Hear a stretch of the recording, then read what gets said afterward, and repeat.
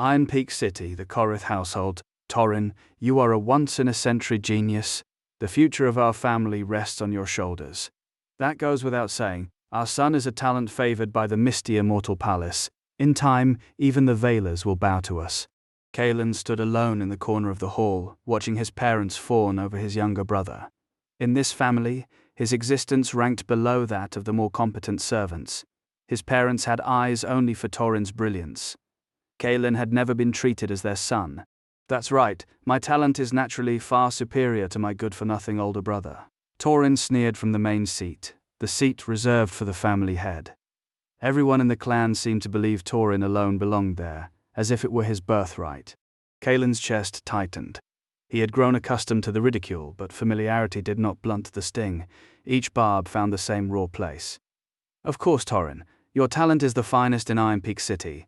How could that waste of a firstborn compare? Every time Torin looked down on him, their parents joined in. Perhaps no one in this family had ever cared about his feelings, or even whether he lived or died. Kalen remained silent, listening. But the competition at the misty immortal palace is fierce.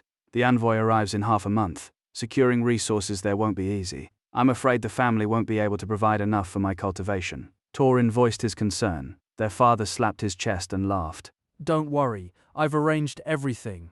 A marriage alliance with the Veilers will bring a substantial resource shipment, and they've promised you access to their Ashen-level cultivation techniques. The Veilers? Torin frowned. They may be Iron Peak's leading family, but their strongest ancestor has only reached the Tengara realm. I'm about to become a disciple of the misty immortal palace. How could such a family be worthy of my attention? Father laughed, then glanced toward the corner. Ha ha ha ha! You overthink it. How could your father not have considered these things? Oh, what do you mean? The proposal isn't for you. It's for your brother. The Veilers offer their third daughter so that Kalen can marry into their clan. Father smiled. The Veilers simply want a connection to us. With your bright future, this is their investment. I've already reached an agreement with their head. They'll provide 1,000 spirit stones and their ancestral secret techniques. You'll want for nothing once you enter the palace. Torin laughed. Excellent. Father's plan is brilliant. The third young lady is beautiful, but she has a birthmark on the left side of her face. One side delicate, the other like a ghost. She hides from sight and suffers endless contempt in her own house. A perfect match for my good-for-nothing brother. Now, with cultivation resources secured, Torin's ascent through the Dragon Gate was all but guaranteed. Master is truly wise. When Torin enters the misty immortal palace, he will soar, Mother said with a smirk. Kalen listened to them chat and laugh, deciding his fate, making him a live-in son-in-law for his brother's benefit, and despair settled cold and heavy in his gut. Torin, I'm still your older brother. How can you call me trash? The words shattered the noisy hall. Silence fell. Father recovered first, jabbing a finger at Kalen's nose. You worthless wretch. How dare you speak to your brother like that? Kalen didn't argue. He stared at Torin. Big brother? Torin mocked, voice turning cold. Someone like you doesn't deserve the title. I call you trash to remind you of the fact. Your cultivation talent is abysmal. After all these years you've only reached body tempering while I stand at the 5th level of Starfall transformation. Do you understand the gap between us? The realms were common knowledge. Body tempering, then Starfall transformation. They were brothers, yet the chasm between them was unbridgeable. Torin, Iron Peak's #1 genius, had become the first disciple in decades chosen by the misty immortal palace. But even if my talent is inferior, does that give you the right to decide my life, to force me into the Veiler family? Anger cracked Kalen's voice. Why should I be sacrificed for your benefit? Do me a favor. You're a waste of space. You overthink it. Torin shook his head. In this world, the strong are respected. The weak have no voice. You were born a Korith? What can you do for the family? You're still trash. Letting you marry into the Veilers is a small sacrifice. What dissatisfaction could you possibly have? Besides, the Veilers are Iron Peak's premier clan. This is climbing upward, understand? That cold voice stripped Kalen of the last thin hope. Perhaps he should have faced this reality long ago. This home had never been warm. Kalen opened his eyes to a sky drowning in stars. They stretched in every direction, a cold sea of light with no horizon, no ground, no end. He stood suspended in the silence, the questions rising at once. Where was this? Was he still alive? His chest convulsed. His heart hammered against his ribs, and a vast ancient will pressed into his mind. The ground beneath him shuddered. The stars flared, each bleeding a different color, painting the void in solemn fire. The astral chart of Evernight. The name arrived with the weight of scripture, a supreme treasure from the dawn of time, holding 3,600 stars and, within them, countless techniques, artifacts, and resources. Knowledge unfolded behind his eyes. When a cultivator's strength reached a certain threshold, they could shatter a star with their own power and claim what lay sealed inside. The first blood bond granted immediate access to the first star's hoard, and the baptism of starlight would remold the recipient's talent. He didn't hesitate. A fingernail bit into his palm. Blood welled, fell, and the void answered with thunder. A star shattered. Light spilled out, coalescing into form. Spirit stones piled into a mountain tall as a man, all of the highest quality. Dozens of spiritual herbs lay beside a single cultivation manual. His breath caught. A high-level ashen rank technique. The Draconis Elephant Overlord body. He knew the hierarchy. Heaven, earth, profound, yellow. Yellow-grade techniques were common at the lower levels. Mid-grade could be bought. High-grade were jealously guarded by powerful clans. Profound rank was the realm of legends. The Koriths, prominent in Iron Peak City, possessed only an upper yellow rank art. The Valas, the city's ruling family, held a single low-grade ashen technique as their heirloom, reserved for direct bloodline. His father had arranged this marriage to pry that technique from the Valas. Now Kalen held something far greater in his calloused fingers. The astral chart has already remade my talent. From now on, I'm no longer the useless trash you call me. The vision fractured. He gasped, eyes snapping open to a dim ceiling. Pain lanced through his chest. His hands flew to the wound, groom's robes, bright red silk, unfamiliar fabric. He lay in a room he'd never seen. You're awake. The voice was soft, melodic. He turned. A woman sat beside the bed, the lower half of her face veiled. A red birthmark marked her left cheek. He knew her without introduction. Alara, third daughter of the Valas. How did I get here? How long? You were delivered by the Koriths 3 days ago.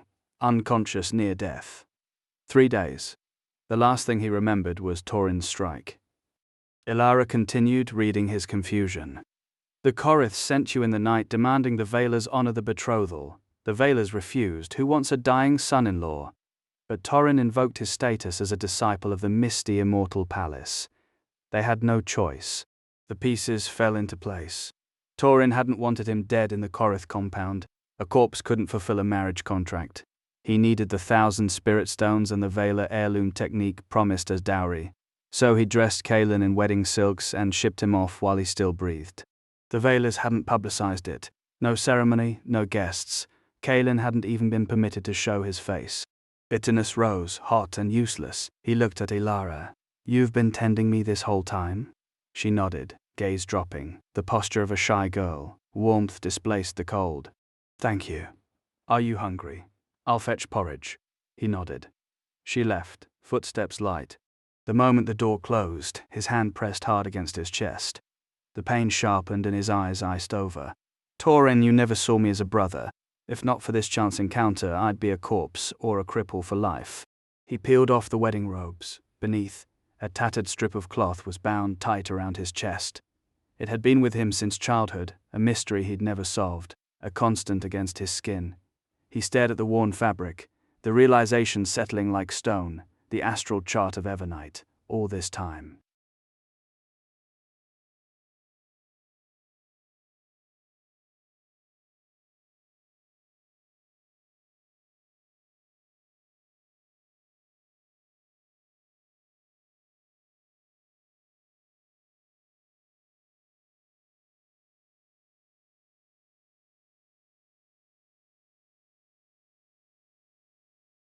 Three days vanished.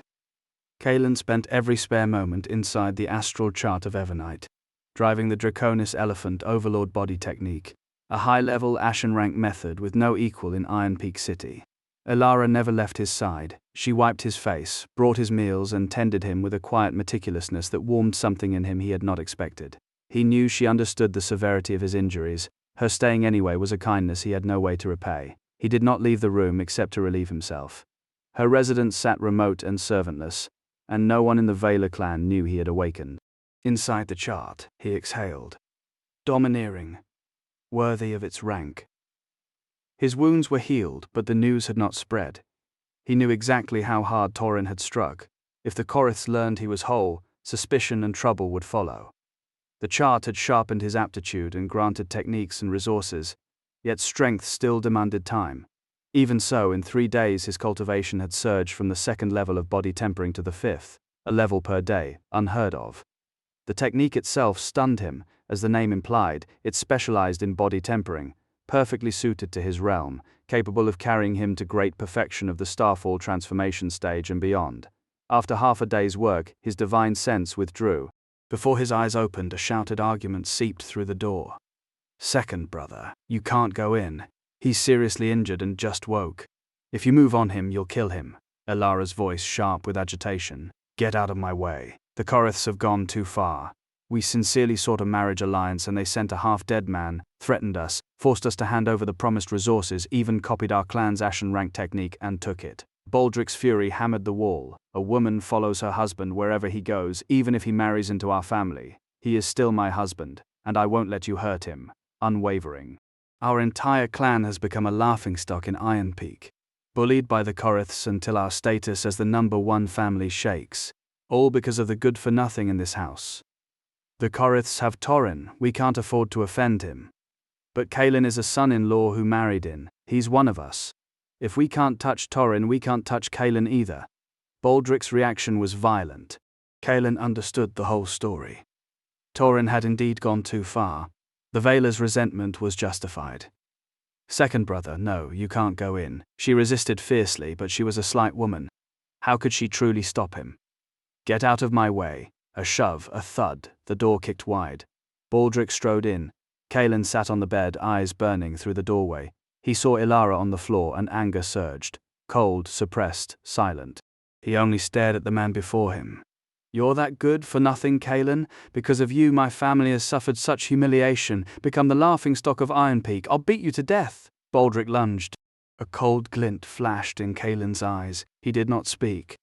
"Second brother? No." Elara scrambled up, throwing herself in front of him again. "Get out of my way." Baldric backhanded her across the face. A sharp crack. Her frail body hit the floor. Seeing her struck for trying to protect him, Kaelin could bear it no longer. "You dare hit her?" His voice was ice, eyes locked on Baldric. "You piece of trash, I thought you were mute, and too scared to speak. What if I hit her? Let me tell you, I'm not only going to hit her, I'm going to beat you to death." "Trash!" Baldric sneered. With her out of the way, he charged.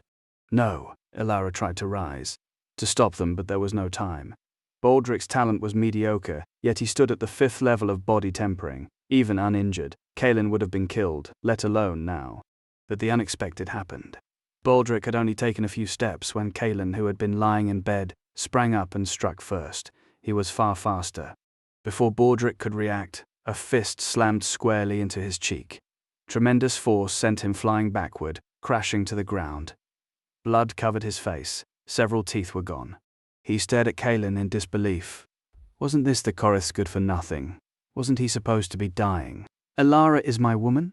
How dare you touch her?" Kaelin said coldly, gaze dropping to the man on the floor.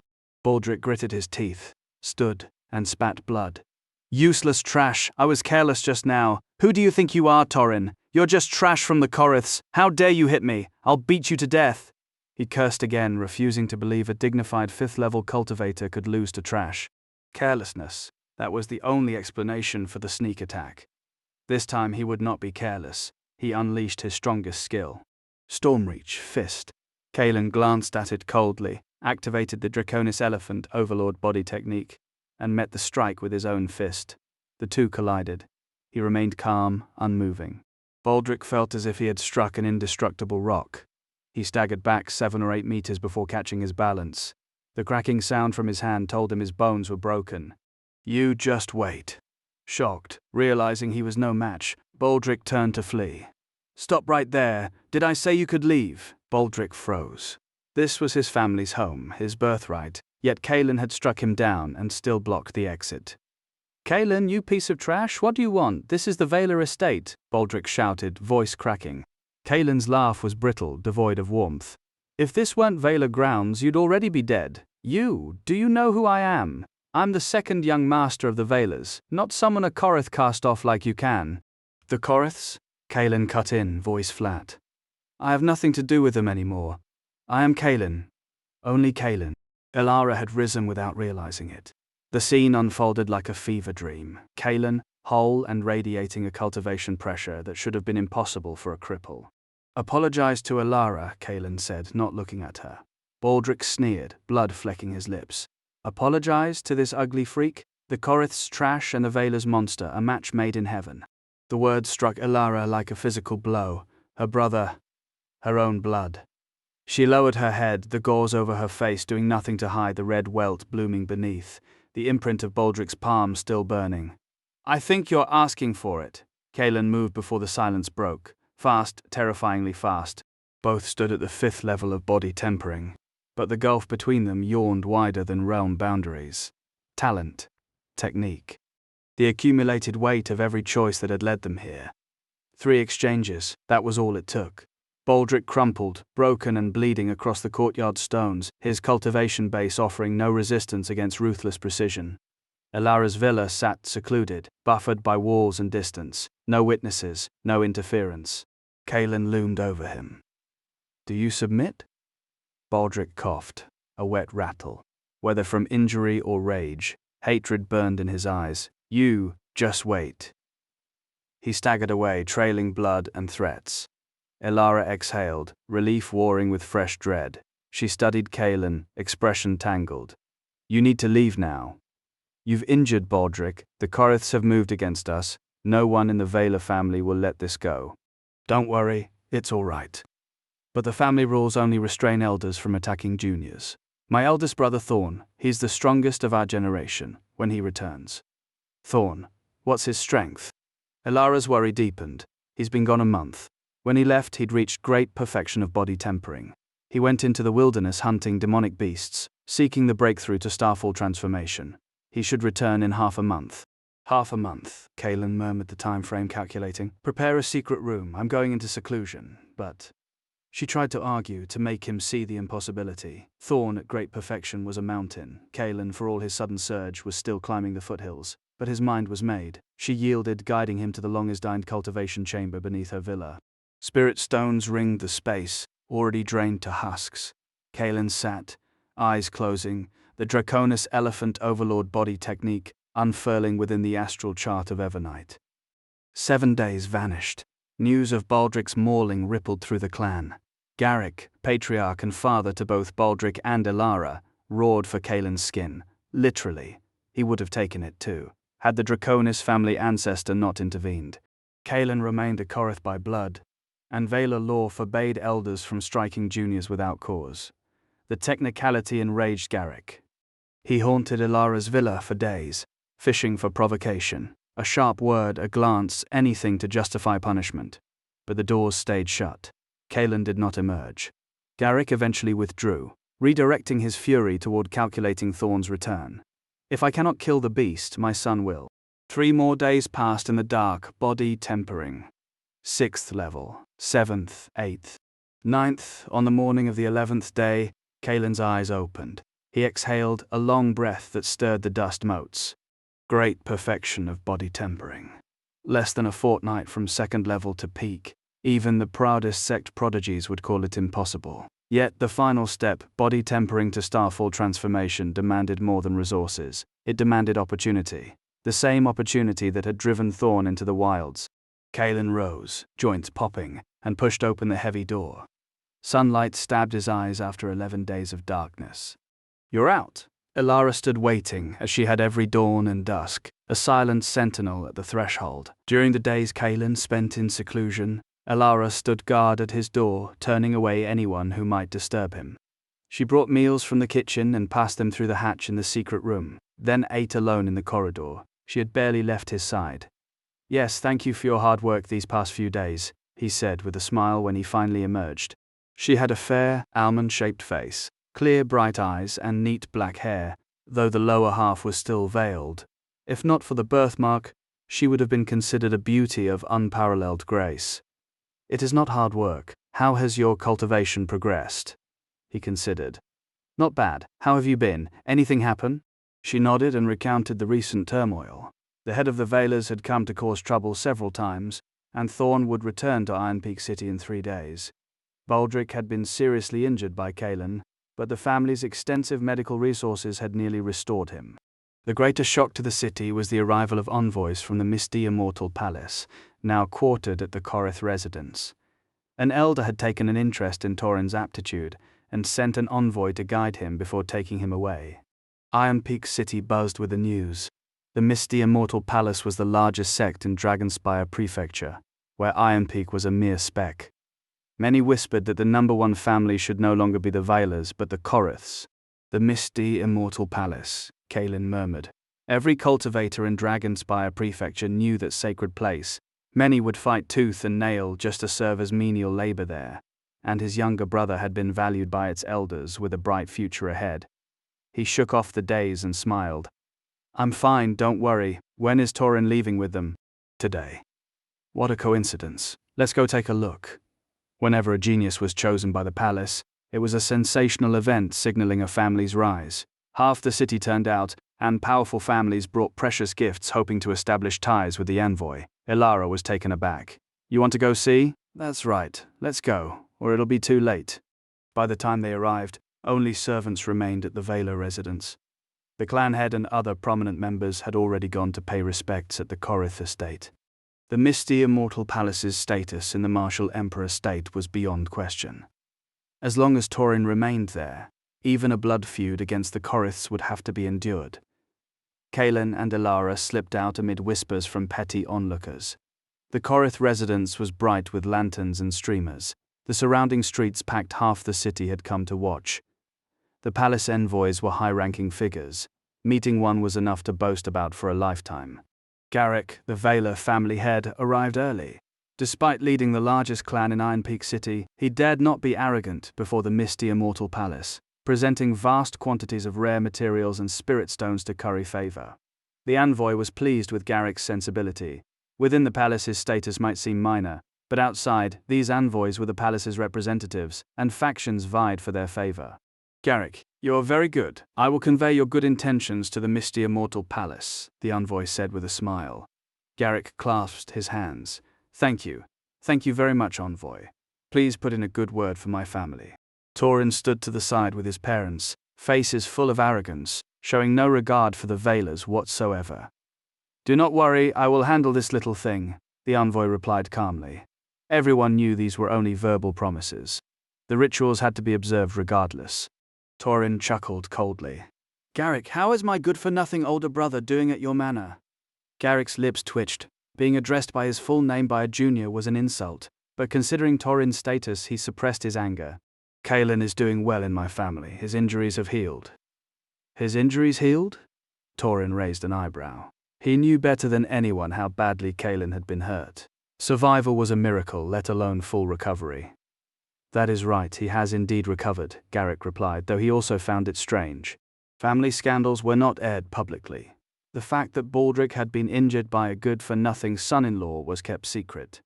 Outside the clan, the matter hadn't spread. Mr. and Mrs. Korith were also surprised. They knew the severity of their eldest son's injuries, yet never expected him to still be alive. The misty Immortal Palace envoy remained silent. As a member of the palace, he had no interest in such trivialities. Very few in Iron Peak City warranted his attention. Forget it. I am already a member of the misty Immortal Palace, so I naturally don't care about a good-for-nothing's affairs. Torin considered, then looked at the envoy. Senior, let us leave. The envoy nodded, waved his hand, and took Torin into the air, transforming into starlight and vanishing. This is the envoy from the misty Immortal Palace. First time I've seen him, someone in the crowd said. The Korith family will be extraordinary from now on. The #1 family in Iron Peak City will change hands. Another added. I envy Torin's talent. He'll have a bright future, much better than his good-for-nothing brother. The crowd erupted. While the envoy was present, they had barely breathed. Now that he was gone, tongues loosened, and many compared the brothers to mock Kalen. Before one man could finish speaking, a punch from nowhere sent him crashing down, coughing blood. The attacker was Kaelin. After arriving with Ilara, they had quietly watched the Korith estate entrance until Torin left. After teaching the man a lesson, the pair turned and melted into the crowd. Kaelin hadn't killed him, just a lesson. He'd be fine after a few days in bed. Torin, we'll settle our score later. After watching Torin leave, a fierce obsession took root in Kaelin's heart. In the past, he would never have dared compare himself to his younger brother. His talent had simply been inferior. But the astral chart of Evernight had changed everything. Upon returning to the clan, he went straight to the secret room, hoping to reach the Starfall transformation realm before Thorn returned. His outing with Ilara was no secret. Word had spread through the servants to the family, but with the misty Immortal Palace delegation only just departed, no one made an issue of it. The next morning, Ilara did not stand guard outside Kaelin's cultivation room as usual. At dawn, she slipped from her residence to a separate courtyard reserved for guest retainers, moving cautiously unseen. She did not know Kaelin's current strength, but in her estimation the gap between him and Thorn remained too vast, even after he had defeated Baldric. Today she intended to seek help from Darius, a guest elder of the family. He stood at the peak of the first level of the Starfall transformation realm and had served the clan for many years, holding considerable status far above a certain birthmarked third young lady. Darius was practicing boxing forms in the courtyard when she arrived. Third Miss.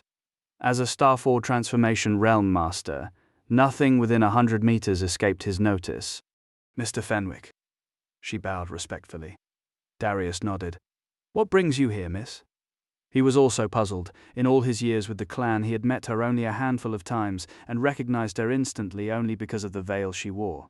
I have a favor to ask, and I hope you will grant it. She moved to kneel.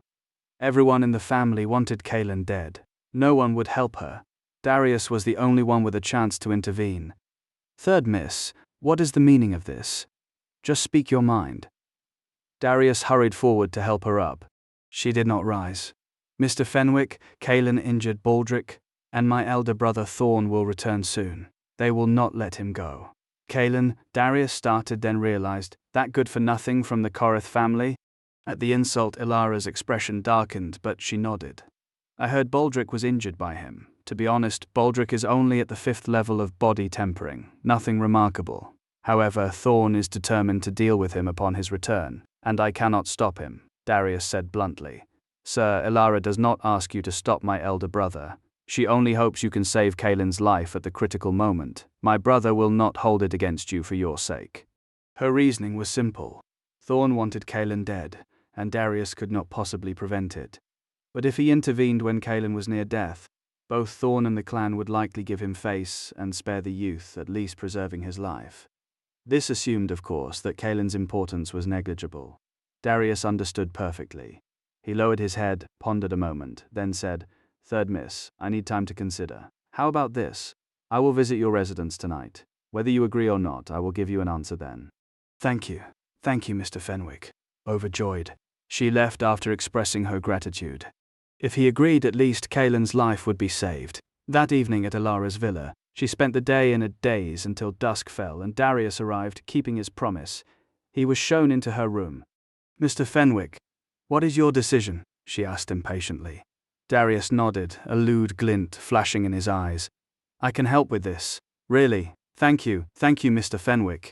She thanked him profusely. But what benefit would I gain from helping him? He grinned wickedly. This? She froze. She truly had nothing to offer. Ilara, how about you spend the night with me? That will be your reward. His smile grew increasingly ferocious, a stark contrast to the gentlemanly demeanor he had displayed earlier. Mr. Fenwick, how could you say such a thing? I am already married. She recoiled instinctively. Married? He laughed. He is just a useless live-in son-in-law. The entire family wants him dead. Do you think he will survive? Let me tell you the truth. If you serve me well today, I might try to stop Thorn when he returns. Otherwise, this piece of trash can simply wait to die. No sooner had he finished speaking than Darius lunged forward, revealing his true bestial nature, and tried to tear off her clothes. She screamed for help. Inside the sealed chamber, Kaelin muttered to himself, I never imagined breaking through a realm would be so difficult. Every time I approach the threshold, I am repelled. I simply cannot breach that barrier. He recalled watching Torin break through to the Starfall transformation realm at the clan. Though difficult, it had been nowhere near this arduous. Could it be the Draconis Elephant Overlord body technique? Because it is a high-grade art, I can overpower peers at the same stage, but the breakthrough difficulty is greatly increased? After some thought, he roughly grasped the reason. Cultivation technique quality determined strength levels. When realms were equal, technique quality became paramount. His earlier suppression of Baldric had stemmed from his technique's superiority. I cannot currently reach the Starfall Transformation Realm, and I do not know Thorn's level. Though I have never fought a Starfall Transformation Realm expert, that does not mean I am powerless against him. The Draconis Elephant Overlord body technique filled him with confidence. Body-strengthening arts focused on forging a powerful physique, and his was undoubtedly the most potent of its kind. Suddenly a faint cry for help reached his ears. Familiar, unmistakable, Elara. Without hesitation, Kaelin rose and bolted from the room toward hers. Her residence lay less than 100 meters from the secret room. At his current speed, the distance vanished in a heartbeat. He arrived to find Darius tearing at her clothes, half of her jade-like arm already exposed. He shouted for them to stop. Ilara's voice cracked with desperation. Kaelin, help. She had never imagined Darius, respected by the entire Valar household, capable of this. When she saw Kaelin, she clung to him like a drowning woman, sobbing into his chest. Darius frowned. You're that good for nothing, Kaelin. Before he could say more, Kaelin moved. A kick drove into Darius's chest with a hiss of displaced air.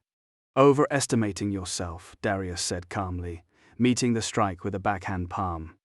He was Starfall Transformation Realm. Kaelin, by all accounts, was merely body tempering. The realm gap should have been absolute. Then Darius's palm connected with Kaelin's foot, and something impossible happened. Explosive force surged through the contact point, power no ordinary body tempering cultivator could generate. Darius, caught careless, flew backward more than 10 meters before crashing against the bed frame. His blocking hand went numb, sensation fleeing. Kaelin ignored him. He crossed to Elara, whose clothes hung torn, body trembling. Don't be afraid, I'm here. He shrugged off his red robe and draped it over her shoulders, then turned a cold gaze on Darius. Piece of trash! How dare you lay a hand on me? Darius snarled, though shock flickered beneath the rage. He had already discerned the truth. Kaelin stood at the great perfection of body tempering, terrifyingly strong for the realm, but body tempering nonetheless. A fundamental chasm still separated them. Kaelin chuckled. Trash? If I'm trash, what does that make the man I kicked away? No maneuvering room existed between them, none for Darius, and even less for Kaelin. Darius roared and launched himself forward like a cannonball. Kaelin didn't waste breath. He activated the Draconis Elephant Overlord body technique, power flooding every fiber of his frame, pushed to its absolute limit. They collided at full force. The technique was domineering, overwhelming, but Darius was a true Starfall transformation expert, even if only at the first level. Worlds apart in cultivation, they exchanged blows, punches, and kicks blurring. Kaelin was surprised. This was his first fight against Starfall transformation, and he hadn't expected such resilience. Darius was more surprised. A body-tempering cultivator, even at great perfection, should never stand toe-to-toe with him. How could such talent be called waste? The word itself seemed to lose meaning. Darius made a decision. Kaelin had to die. He hadn't planned murder. The complications would be immense, but the variable was too dangerous. If this boy could fight a Starfall transformation cultivator to a standstill now, what would happen when he reached that realm himself? Darius would be the one beaten to a pulp. These are the words I also want to say to you, Kaelin said, cold and angry. Both men bore numerous wounds, none fatal. Yet, Darius dodged a punch, retreated, and a ruthless glint entered his eyes. From his pocket he drew a jet-black dagger. It's a Voidheart horn blade. Kaelin, be careful. Ilara's face drained of color. She screamed the warning. Kaelin flinched. The dagger radiated a dangerous aura. Darius laughed wildly, charging. Too late, you forced me to this. The Voidheart horn blade, one of the Valar family's 3 great magical artifacts, lost for years in Iron Peak City. Darius's face twisted with rage. He never wanted to reveal it. If the Valars discovered he possessed it, he was dead. But drawing it meant only one outcome. Kaelin and Elara both had to die. Unarmed, they had been evenly matched. The dagger changed everything. The indestructible blade slashed through air, each strike aimed at vitals. Kalen fell instantly to the defensive. Dozens of thin, long wounds opened across his body in heartbeats. None fatal, but blood soon soaked his clothes. "You piece of trash.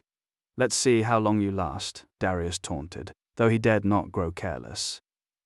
The kill had to be certain. Elara stood frozen at the periphery, terror and helplessness etched across her face. Kalen felt death's approach with crystalline clarity. Each exchange drained him further. At this rate, he would be worn down and killed. The threat forced a sudden desperate clarity.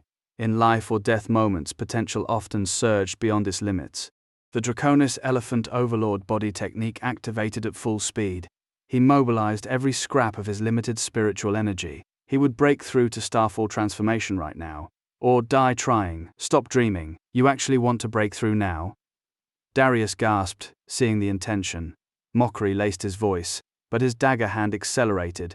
He had to end this before the breakthrough completed. Kalen stood motionless, steady as a mountain. Even with the blade less than half a meter from his chest, he did not dodge. Breakthrough or die. Die, Darius roared, a ferocious smile stretching his face. At this range, there was no escape. The outcome was decided. Then a deafening roar erupted from Kalen's body. A massive wave shattered the surrounding air. Darius gasped.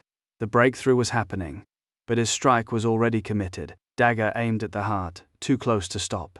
Even a breakthrough couldn't save him now. Except it did. Kalen caught the Voidheart Hornblade between two fingers. The indestructible weapon stopped an inch from his chest, frozen as if time itself had yielded. "You just said," Kalen said, "who deserves to die?" Silence dropped over the room, thick and cold. Darius went rigid, his face draining of color, flesh prickling with a tremor he could not suppress. Kalen's two fingers closed on the Linjiao Gladius. The blade wrenched free from Darius's grip as though caught in a current he could not fight, sailing across the space between them. Kalen caught it, turned the unicorn hornblade over in his hand, studying the edge that had nearly ended him. A breakthrough at the last moment had been the only difference between this inspection and a corpse. "Excellent," he murmured, weight settling in his palm. "Truly a fine blade." He looked up. Darius swayed, vertigo seizing him, and stumbled back 2 steps before catching himself. When Kalen had still been in the body-tempering realm, they had been evenly matched. Now, with the Starfall transformation humming through his meridians, the seizure of the Voidheart Hornblade had been effortless. Darius could not even summon the will to resist. "Now you should die," Kalen said, voice flat. The reason was simple. The man had touched his woman. Darius's composure shattered. "My lord, spare my life. It wasn't me. It was Baldric. He made me do it." Kalen's brow furrowed. "What does Baldric have to do with this?" Words spilled out in a rush. "Earlier today, the third miss came to me, asked me to save your life.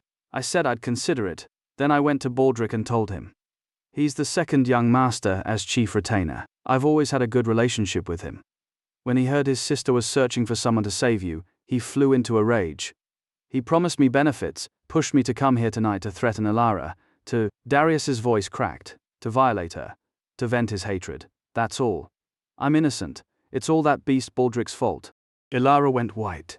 She and Baldric had never been close. Different mothers feeding different ambitions. But she had never imagined such cruelty from her own brother. Kalen's face darkened. He hadn't known Elara had moved for his sake. His gaze settled on Darius with the stillness of a verdict. "My lord, I've told you everything, spare me. From now on I'll be your dog, loyal, obedient, whatever you need." The Starfall transformation expert groveled, dignity stripped bare by the instinct to survive. "Who knew you were here?" "Only Baldric, no one else." Kalen studied him a moment longer. "If you had only offended me, I might have considered letting you live, but now you must die." He moved no wind, no warning, simply there, in front of Darius' blade already driven home. Darius managed a single strangled syllable before the light left his eyes. A red smile opened across his throat. Blood pulsed hot over his clutching fingers. He collapsed, convulsed twice, and lay still. Kalen wiped the blade, glanced at the corpse and crossed to Elara. "Are you all right?" She shook her head, pale from shock and the fresh horror of her brother's depravity. He didn't know how to comfort her. He understood the feeling too well. His own younger brother, Torin, was cut from the same cold cloth. The thought of Torin, now ensconced in the misty immortal palace, reignited a familiar hatred. He would settle that debt, no matter the sanctuary Torin had found. Kaelin dug a grave beneath the flowering shrubs in the villa's garden, buried Darius, and scrubbed the room clean. Only Baldric knew the retainer had come. He would never speak of it. The Veilers would never tolerate the scandal of hiring an outsider to violate their own daughter. He stayed with Elara until her breathing steadied, then returned to his secluded chamber. The breakthrough to Starfall transformation was fresh, unconsolidated. The fight had reopened wounds and drained him. Fortunately, the shattering of the first star in the astral chart of Evernite had yielded healing elixirs enough to knit him back together quickly. 2 days passed in quiet cultivation. No one in the Veiler household noticed Darius's absence except Baldric. He came searching the next morning, waited all day, and left empty-handed. He could not raise the alarm without exposing his own hand, and he dismissed the possibility of defeat. Darius had been Starfall transformation. Few in Draconis Mansion could best him. On the 3rd day, Thorn returned. His cultivation had broken through to Starfall transformation as well. The main hall of Draconis Mansion filled with direct descendants and seated elders. Patriarch Garrick beamed. Good, Thorn, congratulations on reaching Starfall transformation. An elder stroked his beard. Thorn has always been the pride of our family. Congratulations rippled through the assembly. 20 years old and already Starfall transformation, his talent was undeniable. Thorn wore a blue python robe cinched with a dark gold brocade belt, black hair falling past sharp eyes. He scanned the hall, then sighed. The breakthrough went as planned. It's only a pity that Torin of the Coriths has already left for the misty immortal palace. The mood curdled at the name. The marriage alliance between the Veilers and Coriths had been proposed while Thorn was away. He had known nothing of it. In all Iron Peak City, only Torin had ever stood a step ahead of him. Noticing the strange faces, Thorn lowered his voice. What happened? An elder hesitated, then began to speak. The story unfolded. The live-in son-in-law, the half-dead Kaelin, the insult to the Veiler name. Thorn's flush deepened with each sentence. When the elder finished, Thorn's palm came down. The wooden chair beneath him exploded into splinters. The Coriths go too far. His voice cracked like a whip. They dare bully my Veiler family by sending a half-dead waste of a man as a live-in son-in-law, all to steal our martial techniques. The hall fell silent. Everyone knew the storm had broken. Taking advantage of Thorn's rage, Baldric embellished the story of his injuries, claiming Kaelin had ambushed him, conveniently omitting that he hadn't fought back. Now Kaelin had gone into seclusion, untouchable. The Corith's good for nothing. Does he think he's his brother Torin? How dare he come to my Veiler family and cause trouble? I'll kill him. Thorn couldn't reach Torin, but he could take his anger out on Kaelin. Lead the way. Garrick didn't stop them, nor did the elders. If not for seniority, the Patriarch would have dealt with Kaelin himself. Now Thorn had stepped in, exactly what Garrick wanted. Even if Kaelin died, it didn't matter. He was just a useless live-in son-in-law. For 2 days, Kaelin had been in seclusion. The injuries from his fight with Darius had healed, his strength stabilizing at the first level of Starfall transformation. He'd attempted to bombard the 2nd star, without success. Not so simple to blast open a 2nd star, but the gap isn't too large. He opened his eyes. By his calculations, once he reached the first major perfection of the realm and attacked with full force, he should shatter it. Hurried footsteps approached the secret room. Only Kaelin and Elara occupied this separate courtyard. Kaelin, something terrible's happened. My elder brother Thorn is back. Elara's voice came breathless from outside. He just returned to the Veiler family and is in the main hall. Thorn's returned? Kaelin wasn't flustered. He'd already reached Starfall transformation and felt no fear. He stood, opened the door, and walked out. A white robe draped his tall, slender frame, long black hair flowing, clear phoenix eyes bright beneath his brows. He appeared before Elara, surprising her, his demeanor completely changed. His clothes had been tattered from the fight with Darius. This robe had been bought by a servant at Elara's request. Kaelin, you? She was worried, wanted to persuade him to leave but couldn't finish. Where could they go? And though she hadn't spent much time with him, she sensed his stubbornness. He smiled faintly. Don't worry. Useless trash, get out here. My elder brother's back, come pay your respects. Baldric's shout rang from outside. Kaelin frowned. Let's go look. Elara's face darkened at the voice, especially remembering what Baldric had done to her before. Baldric led Thorn directly into the villa, followed by more than a dozen Veiler descendants, not direct line but respected all the same. Everyone regarded Thorn as the heir, though it hadn't been officially announced. "Kaelin, you piece of trash, get out here and see me," Baldric roared, emboldened by his brother's presence. Every day since his injury he'd seethed. How could the Vaylor family's second young master be injured by a useless son-in-law? Intolerable. Thorn remained silent, standing in the crowd with an unfathomable air. He'd long heard of Kaelin, the good-for-nothing older brother of the genius Taurin. "Who's barking?" A loud, arrogant voice reached them. Baldric's face fell. Kaelin had actually called him a dog. Everyone turned and saw him approaching in white robes, light steps, calm expression, more otherworldly than Thorn himself. When cultivation reached starfall transformation, one's entire temperament and aura changed, something body tempering didn't possess. You, Kaelin," Baldric pointed, about to curse, but Thorn waved him silent. The two men glanced at each other, sizing up. "So you're Kaelin, my Vaylor family's son-in-law, Taurin's brother?" Thorn's tone was calm, indifferent. He didn't take Kaelin seriously. "You're Thorn?" Kaelin didn't answer, asked calmly instead. "Damn it.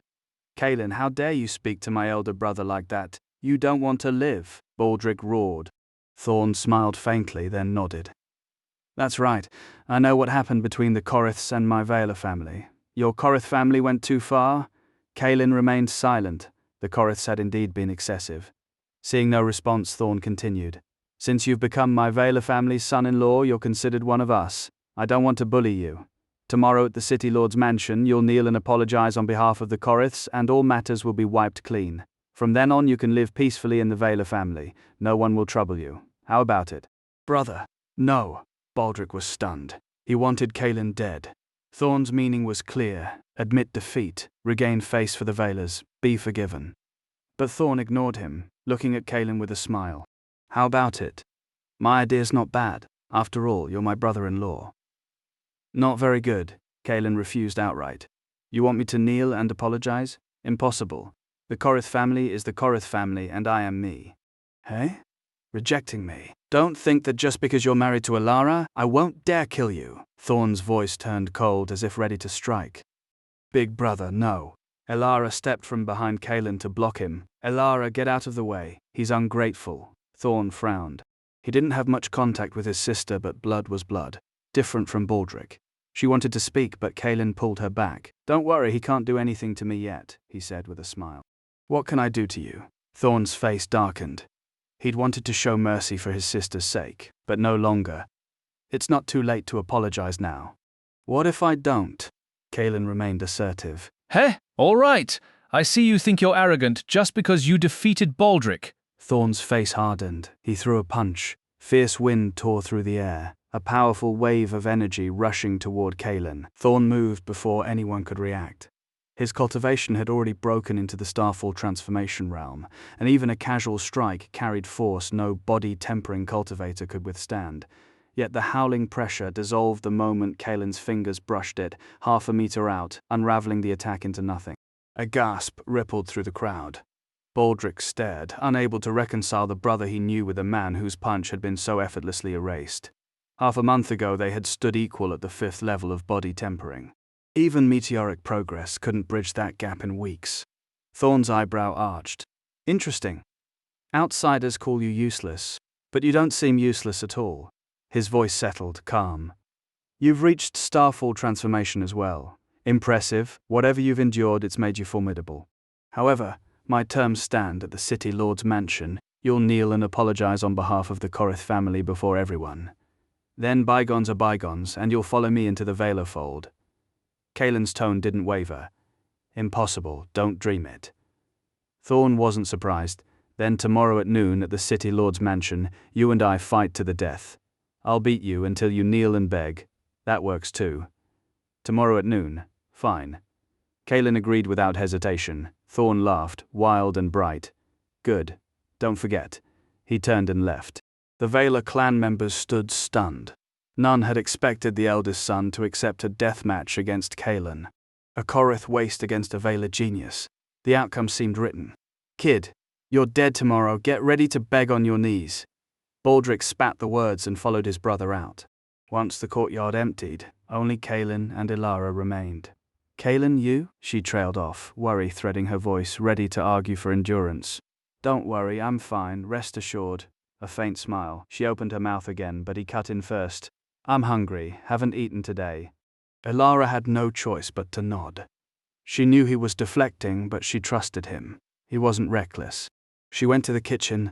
Thorn returned to the hall and reported the duel to Garrick, the patriarch. Why, he's trash. Why a death match? Isn't that giving him face? Garrick didn't understand. He hadn't seen Kaelin disperse the fist wind so easily. Kaelin still carries Korith blood. They shamed our family. With Torin absent, we'll wash that shame in Kaelin's blood. Father, Torin has joined the misty immortal palace. We cannot afford to offend them. Don't worry, this past month brought more than a breakthrough. Eyes lit around the hall. What did you find? Hunting in the desolate mountains, I encountered an elder of the Fulgora sect. He took a liking to my talent and wants me as a disciple. The sect accepts new disciples in 3 months. I'll go then. Garrick laughed, deep and delighted. The elders echoed his joy.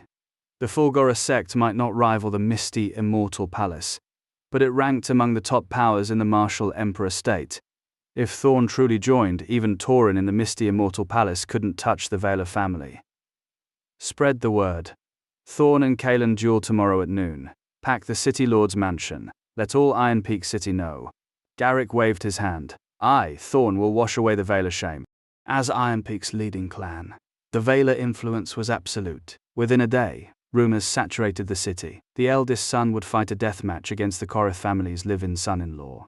Kaelin wants to die. Life's hard enough for a son-in-law. Torin's a genius, but his brother has no talent. Years of cultivation, only second-level body tempering. How can he fight Thorn?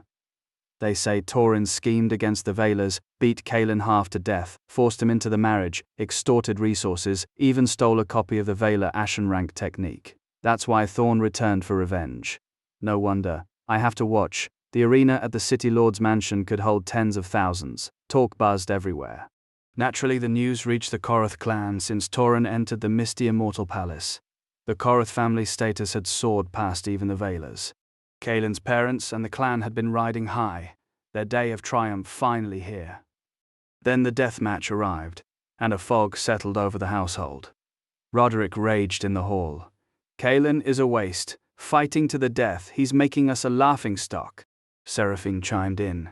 This beast is already a live-in son-in-law and still causes trouble, blatantly disgracing the Korith name. Roderick's face darkened, after a long moment. Send word. Whether Kaelin lives or dies has nothing to do with my Korith family.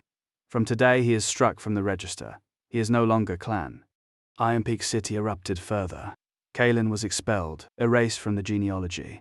From then on he had no connection to the Korith family. Dawn broke cloudless over Iron Peak City. The City Lord's mansion strained at its seams, the Lord himself reduced to a helpless spectator in his own halls. Iron Peak was a speck beneath the Dragonspire dynasty's heel, a minor administrative seat in a vast province where the mansion's usual business amounted to settling squabbles between commoners. When great families clashed, the Lord looked the other way. Outside the arena, normally a modest venue for local contests, swelled beyond capacity. Tens of thousands craned for a view of a life-or-death duel between Thorn Valar, the Valar clan's shining prodigy, and Kaelin Korith, the disgraced elder brother of Torin Korith, the clan's own rising star. The crowd rivaled the turnout for the misty immortal palace's envoys days earlier, a thunder of speculation rolling through the stands. This Kaelin is the Valar's son-in-law. Yet he dares challenge Thorn. Does he have a death wish? Beaten to death, more like. Thorn arrived before noon, descending through the air to land on the packed earth of the arena floor. His presence alone drew gasps. The Valar clan had turned out in force, Garrick at their head, his second son Baldric, a phalanx of direct descendants and elders. A quarter hour to noon and Kaelin remained absent, inviting fresh waves of mockery. He won't dare show. Fight Thorn? He'd be slaughtered? But if he doesn't come, will the Valars let him leave? He's still their son-in-law. In a single day the story had spread through every tea house and alley. Kaelin, crippled by his own brother, shipped off to marry Elara as a live-in husband, a humiliation dressed in silk. Below the stage, Garrick's face cycled through calculation and fury. The spectacle had been engineered for maximum visibility. The challenger's absence would make the Valars a laughingstock. Beside him, Baldric seethed with a hatred sharpened by personal grievance. Father, that waste won't dare come, will he? Every Vela eye turned to the patriarch. Garrick lowered his head, then spoke low and cold. Send someone, tell him to come. If he refuses, break his legs and drag him here. The message was clear. A public beating to cow the Korath clan. Disowning Kaelan changed nothing. So long as he bore the name, he represented them. Baldric's face twisted. He turned to gather the enforcers. A gasp rippled through the crowd. All heads swung toward the arena gates. A man and a woman approached at an unhurried stroll, he in white robes that seemed to catch the light, radiating an ethereal stillness. She veiled, her figure graceful beneath a crimson dress. The throng parted instinctively, clearing a path to the arena's edge. Wait for me here, Kaelan said to Ilara, then vaulted onto the platform. A soft hum of acknowledgement. Come back safely.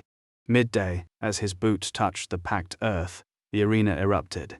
Makeshift gambling stalls materialized at the periphery, bookmakers shouting odds, 100 to 1 on Thorn, 10,000 to 1 on Kaelan. Even at that staggering payout, barely a handful of tickets sold on the underdog. The bookmakers had expected as much, only fools backed a dead man walking. Then a woman's voice cut through the din. I'll bet on Kaelan to win. 1,000 spirit stones. Silence fell like a hammer. 1,000 spirit stones, a sum that would bankrupt minor clans, a fortune even the Koraths couldn't readily produce. Torin's recent haul from the Velas had included exactly that amount, and it had been whispered about for weeks. The bookmaker frowned, ready to eject a joker, but the woman tossed a storage bag onto the counter. He opened it, peered inside, and gasped. Neat rows of spirit stones, exactly 1,000. Is that acceptable? She asked, a faint smile curving her lips. Acceptable. Acceptable. He scrambled to register the bet, but when he looked up, she had vanished into the crowd. He never saw her face, only the flash of red silk on the arena floor. Kaelan and Thorn sized each other up. Thorn's arrogance wore the polish of long habit. One last chance, Thorn projected, his voice amplified by cultivation to reach every ear. Kneel. Beg forgiveness on behalf of the Korath clan. Apologize to my family. Do that, and I'll spare you. A murmur swept the stands. The challenge had been issued formally, publicly. Kaelan laughed, a short, rough sound. Thorn, are you out of your mind? Thorn's face twitched. The insult, delivered before thousands, landed like a slap. Leaving aside that I've been expelled from the Koraths, my name struck from the rolls. Even if I hadn't been, what relationship would I have with them? Kaelan's voice carried the same amplification, clear and deliberate. What is the Korath clan to me? You, Thorn started. And what are you, Thorn Vela, to think you can make me kneel? You're not worthy. The arena exploded. Vela faces darkened from the stands down. Garrick's most of all, the patriarch's fingers twitched with the urge to strike the insult from the boy's throat. Thorn, stop arguing with him. Garrick's voice cut through the noise, cold and final. Kill this trash. Thorn needed no second bidding, he moved, the challenge dissolving into action. Thorn burst forward, covering 100 meters in a single breath. He materialized before Kaelan, fist already driving toward his chest. Kaelan's mind registered the speed before his body could react. Fast, he discarded any lingering carelessness. Reputation was not earned by accident, and Thorn stood among Iron Peak City's brightest young talents. They collided, exchanging over a dozen blows in the space of heartbeats. Neither yielded ground. Kaelan felt the truth of his opponent's cultivation through their fists. This was no first-level Starfall transformation cultivator. Thorn had reached at least the peak of the second level, perhaps even brushed the third. Thorn was equally stunned. He had reached the second level, perfected it even, thanks to the Fulgura sect elder he'd encountered on this journey. By all rights he should have crushed a supposed nobody. Damn it. We can't drag this out. Every passing second shredded his reputation further. A Vela genius struggling against Korath trash. What would people think? Kaelan's Draconis Elephant Overlord body technique, mastered to perfection, had forged him into something approaching iron during the body-tempering realm. The exchanges left him bruised but unbroken. How? How is he this strong below the stage? Garrick's face darkened. The rumors had called Kaelan a useless waste. Starfall transformation cultivation? Impossible. The crowd murmured, astonishment rippling through every clan. If this was waste, what did that make the rest of them? On the platform, Thorn's breathing had grown ragged after a solid hit to the chest. Among his peers, only Torin had ever bested him. He had never imagined this Nobody would push him so far. Kalen, Thorn roared, the name tearing from his throat like a denial. Kalen had absorbed his share of strikes, but his thickened skin and dense muscle turned them superficial. Technique quality revealed itself in moments like these, the elephant overlord's fierce power finally manifesting. Thorn drove a punch at Kalen's chest. Kalen slipped it, countering with a knife hand to the neck. Thorn ducked, fluid as water, retracting his fist to hammer Kalen's abdomen instead. Kalen gritted his teeth, clasped his hands into a single heavy fist, and brought it down on Thorn's exposed back. A trade, injury for injury. Thorn recognized the tactic but couldn't escape it. He met the blow with his own punch to Kalen's midsection. The impact thundered across the stage. Kalen grunted, swallowed the scream building in his throat, and barely stumbled. His strike landed clean on Thorn's back, driving the Veiler prodigy into the stone with crater-forming force. Thorn gasped, pain flaring through his spine, but he forced himself upright and scrambled back. Staying close meant death. He looked ruined now. Hair wild, robes torn and dust-streaked, chest heaving, the elegant genius had vanished. Kalen stood steadier. Blood marked him. Yes, but only surface wounds. Damn it. Damn it. Thorn felt the weight of every gaze below, waiting, watching, savoring his humiliation. He knew the mathematics. Continue this war of attrition and he would lose. No other way. He fished a jade bottle from his robe, uncorked it with trembling fingers, and downed the contents in a single swallow. His face twisted at the taste. Kalen frowned. What was that? Whatever it was, it boded ill. He didn't wait. Whatever Thorn had taken, ending this before it took full effect was the only play. But the change was instantaneous. Thorn's aura erupted, qualitatively different, stronger than his peak. Kalen stood his ground. No reason to retreat now. Good timing, Thorn bellowed, charging. Their next exchange left Kalen with a minor loss. The first clear advantage Thorn had seized all fight.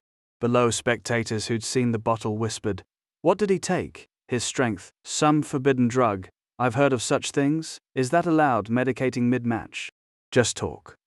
Nothing changed. Thorn sneered, wiping blood from his mouth. Kalen, you forced this. Purple Fire Pilvora. A Fulgorus sect senior gave it to me as a life-saving measure. It burns potential to elevate strength a full level. Precious beyond measure. I never thought I'd waste it on you. No wonder. Kalen understood the terror of potential igniting pills. What Thorn omitted, the pill's half-quarter-hour window, followed by a body weakened for half a month, a desperate escape tool, not a duelist's weapon. Elara, watching from the Veiler stands, clenched her hands until her knuckles blanched. On the Veiler side, Garrick's expression eased fractionally. Thorn had the upper hand now, but the disgrace remained. Limitations, Kalen calculated. Time limits. Side effects. There's always a price. He laughed, cold and sharp. Only a quarter hour? That's more than enough to kill you. Thorn roared and lunged. Half a quarter hour. Let's see who outlasts whom. Kalen's eyes flashed. He met the charge head-on. Thorn's strikes now carried 3 times their previous force.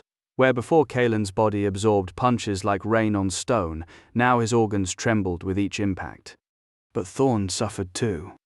The drug amplified strength, not endurance. Pain screamed through his enhanced frame with every collision. He gritted through it, refusing to lose to this waste. Time bled away. Kalen accumulated wounds, blood streaking his arms, his torso, his face. Thorn fared better externally, but his shock deepened. No. Impossible. How are you still this strong? The scorching sun beat down on the arena as the crowd near the City Lord's grandstand fell into stunned silence. Kalen, the Korath family's supposed good-for-nothing and live-in son-in-law of the Veilers, was holding his own against Thorn, the Veiler clan's proclaimed genius despite grievous wounds and an uncertain outcome. That alone was enough to shatter every expectation. How could you, a piece of trash, be so strong? Thorn shouted, alarm cracking his composure. Damn it, it's impossible. He knew exactly where his strikes had landed. Several had struck vital points, blows that would have felled any other cultivator, even himself. Yet the man he had dismissed as waste still stood, still fought. Waste? Thorn spat, the word twisted into a question. Kalen sneered, blood staining his teeth. Then let this piece of trash destroy you. He surged forward in a single stride, leaving a trail of blood across the arena floor. Thorn's core shook, but there was no time to think. Half an hour was nearly up, and he had to kill Kaelin now. In the grandstand, the Vailers' faces had gone grim. Baldric's forehead beaded with cold sweat. Impossible. How could my elder brother be inferior to a good-for-nothing? Garrick, the family head, sat equally shaken. He had never deigned to look at this useless son-in-law with his own eyes, had even contemplated killing him to wash away the shame.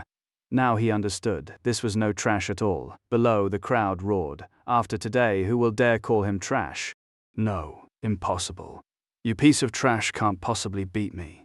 Bloodied and desperate, Thorn resorted to trading injury for injury in the final moments of his drug-enhanced state. He had no choice otherwise. He would be the one to fall. Kaelin saw through the tactic instantly. You want to exchange injuries? Then I'll grant your wish. Blow for blow, palm for fist. No other cultivator would meet Thorn head-on in this state. But Kaelin was determined to crush the Veiler genius completely. To show everyone who the real loser was, the Draconis Elephant Overlord body technique had forged him a perfect physique during the body-tempering realm, sustaining him through every battle. Thorn, by contrast, was unraveling, his aura disordered, strength fading, mind reeling from the accumulating impacts. Collapse was imminent. Garrick's fists clenched in the stands, his face dark with regret. Why had he agreed to this life-or-death duel? But it was too late to intervene without making the Vailers a laughingstock across Iron Peak City. The half-hour mark arrived. The medicine's effects evaporated, and Thorn's aura plummeted. Agony erupted through every meridian, each channel feeling torn apart, the side effects taking hold. Kaelin recognized the collapse for what it was. He was no saint. He pressed the advantage, driving his battered body forward through sheer will and the Draconis Elephant technique's support, his own injuries arguably worse than Thorn's. A fist crushed into Thorn's face, caving it in. Only the beginning. Thorn swayed like a target, head bleeding, mind scattered, strength plummeting to the 9th level of body tempering. Who's trash? Kaelin's punch drove into Thorn's chest, ribs cracked, impossible to count how many. Who did you say you wanted to die? Another blow to the temple. Thorn's head slammed into the earth, half his body sinking into the ground, unconscious. But Kaelin wasn't finished. He hauled Thorn up by the collar. Who do you want to kneel? He roared, raising a fist for the killing strike. Thorn had no power left to resist, not even the reflex to brace. The onlookers gasped, a collective chill rippling through the crowd. Even the city lord, watching secretly from the mansion, drew a sharp breath. Enough, Garrick's furious bellow tore from the grandstand. He could not allow Thorn to die, not here, not like this. He rose, unleashing his Starfall Transformation Realm cultivation. A massive wave of energy crashed down, slamming into Kaelin. Already near death, outmatched by an entire realm, Kaelin flew several meters before crashing down. Under the watching eyes of the city, Garrick restrained himself to a repulsion rather than a kill. The outcome is decided, Garrick called out, voice pitched for the crowd. We're all family. There's no need to kill each other. Kill. Kaelin coughed blood, a cold laugh tearing from his throat. What would have happened if their positions were reversed? But Thorn was crippled, Kaelin was broken, and Garrick stood leagues above him. He could only endure. Garrick said nothing more. The Vailers had lost all face today, but the priority was saving Thorn. He gathered his kinsmen and led the family away in silence. On the arena floor, Kaelin coughed another mouthful of blood. The battle had exacted a terrible price. Are you all right? Ilara rushed the stage, hands hovering over his wounds. He waved her off, a gesture more dismissal than reassurance, and left the arena at her side. The crowd erupted. No one had expected this. The useless son-in-law had won. Back at the Veiler estate, Kaelin retreated immediately to a secret cultivation chamber. A normal Starfall transformation cultivator would need at least a month to recover from such trauma. But the astral chart of Evernite held elixirs that rewrote the rules. He sat cross-legged, divine sense, diving into the chart's depths. He consumed healing drops without hesitation, swallowing herbs whose names he didn't even know. His knitted flesh visibly mended, the ruined meridians knitting themselves back together. As the pain receded, clarity sharpened. This near-death struggle had been more than survival, it had been a catalyst. The battle had shattered a bottleneck he hadn't known how to breach.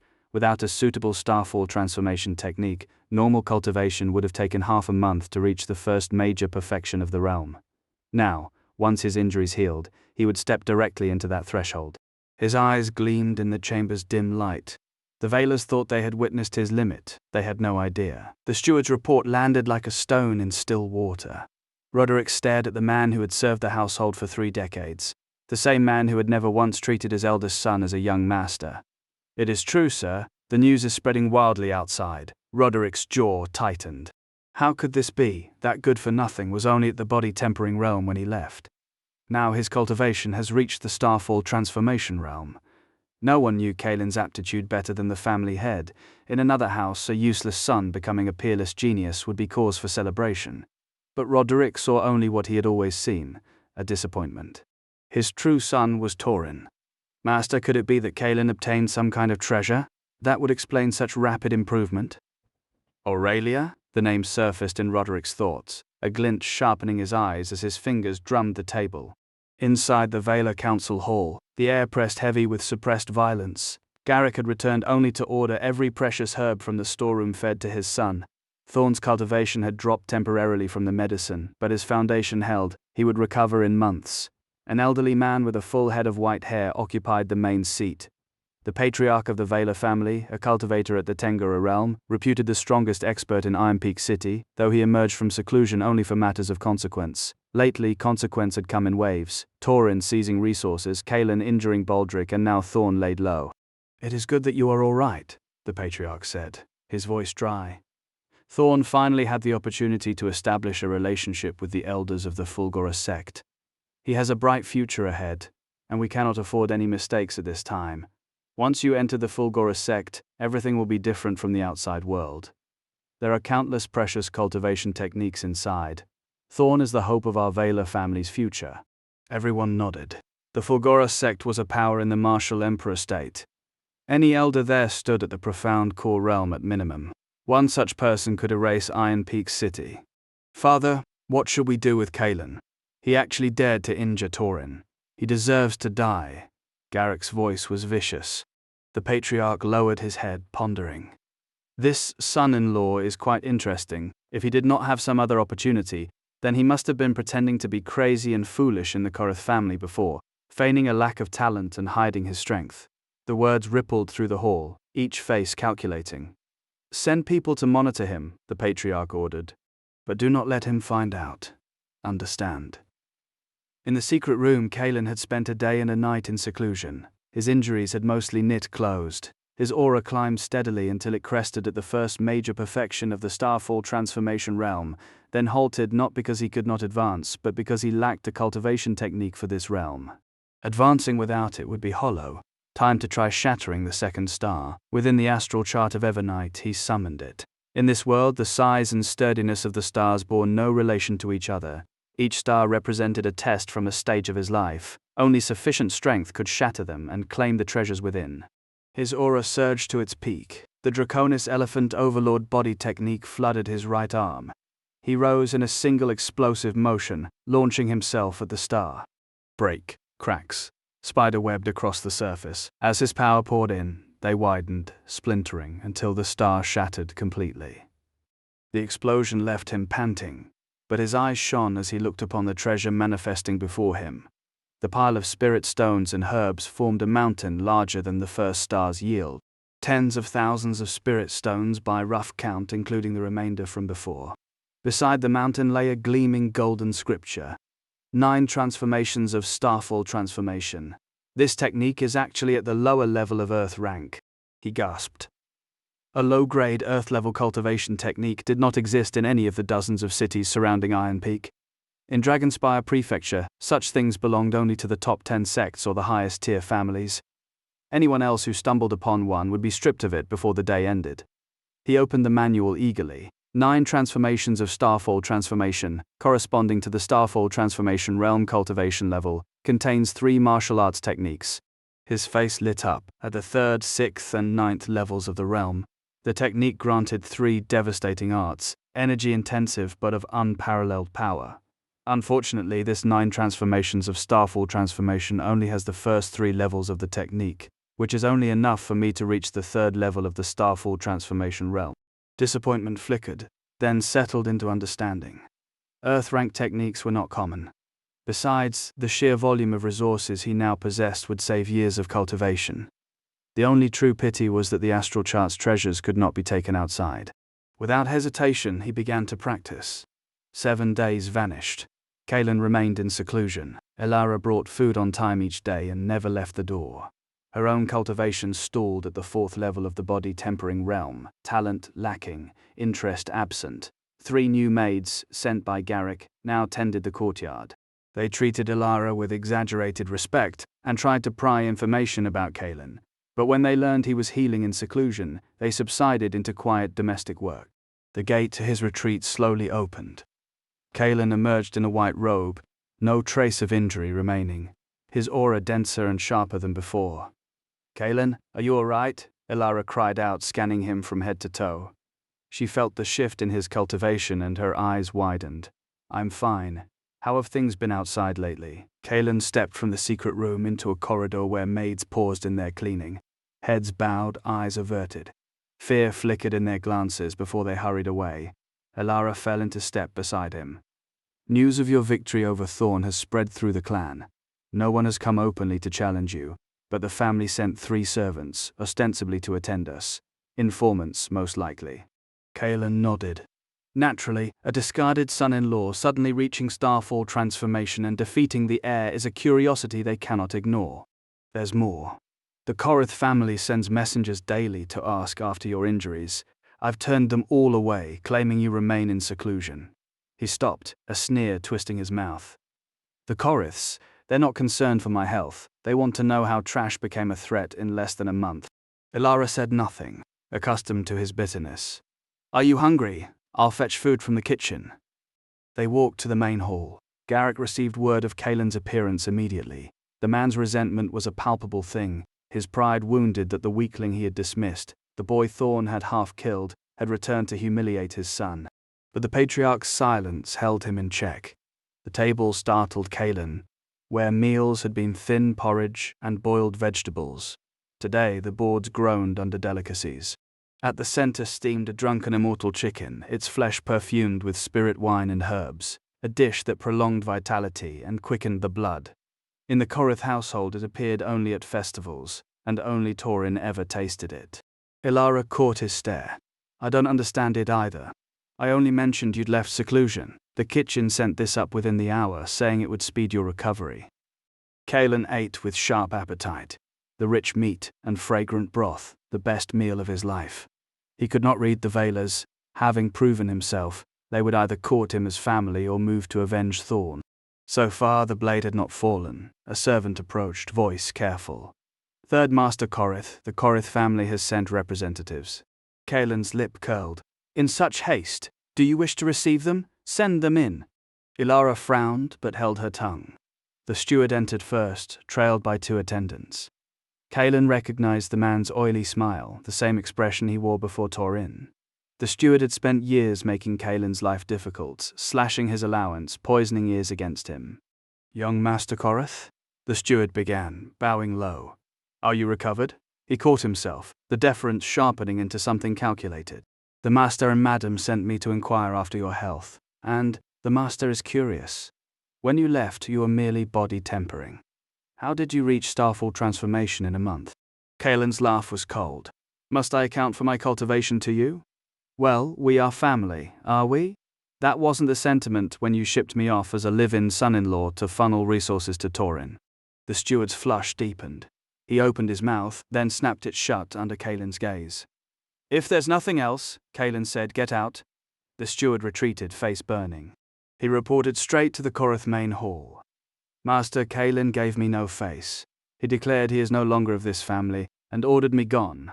Roderick slammed his palm on the table. "Ungrateful beast. I showed him too much leniency." "Master, we cannot let this pass," Seraphine said, her voice sharp. "He holds a secret. We must take it for Torin. He will bring glory to our ancestors." Roderick exhaled, mastering his temper. "I'll go myself. Bring the carriage." Kaelin, unaware, had already returned to the secret room with Elara. Time was short.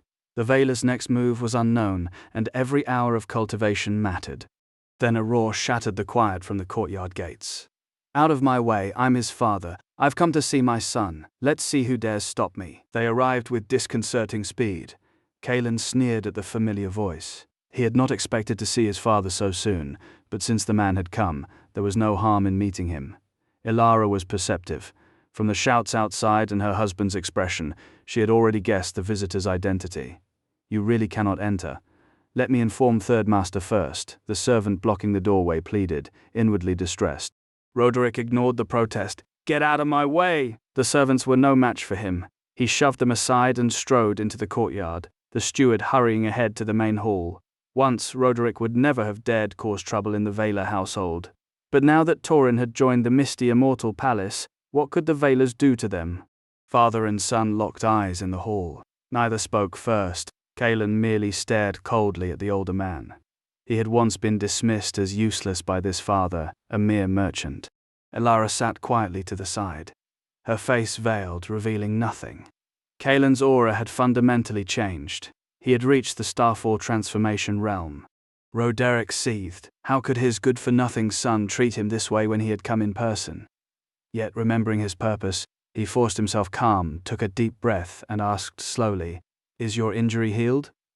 Before Kalen could answer, his father found a seat and sat down on his own. Kalen remained impassive.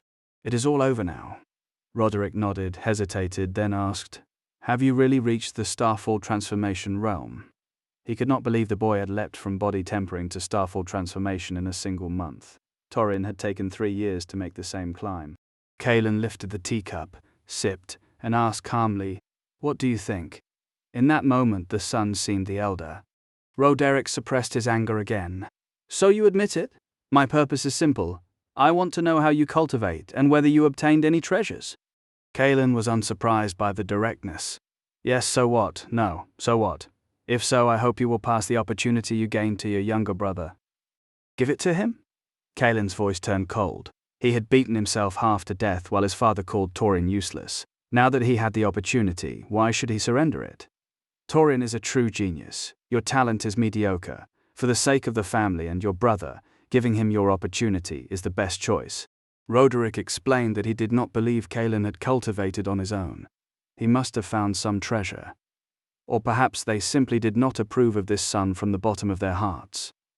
Kalen let out a cold laugh, his expression icy. "Roderick, have you forgotten that I am now a live-in son-in-law and have nothing to do with the Korith family anymore? You personally announced days ago that you would remove my name from the genealogy. That means I never existed in the family from beginning to end, correct?" Roderick was stunned.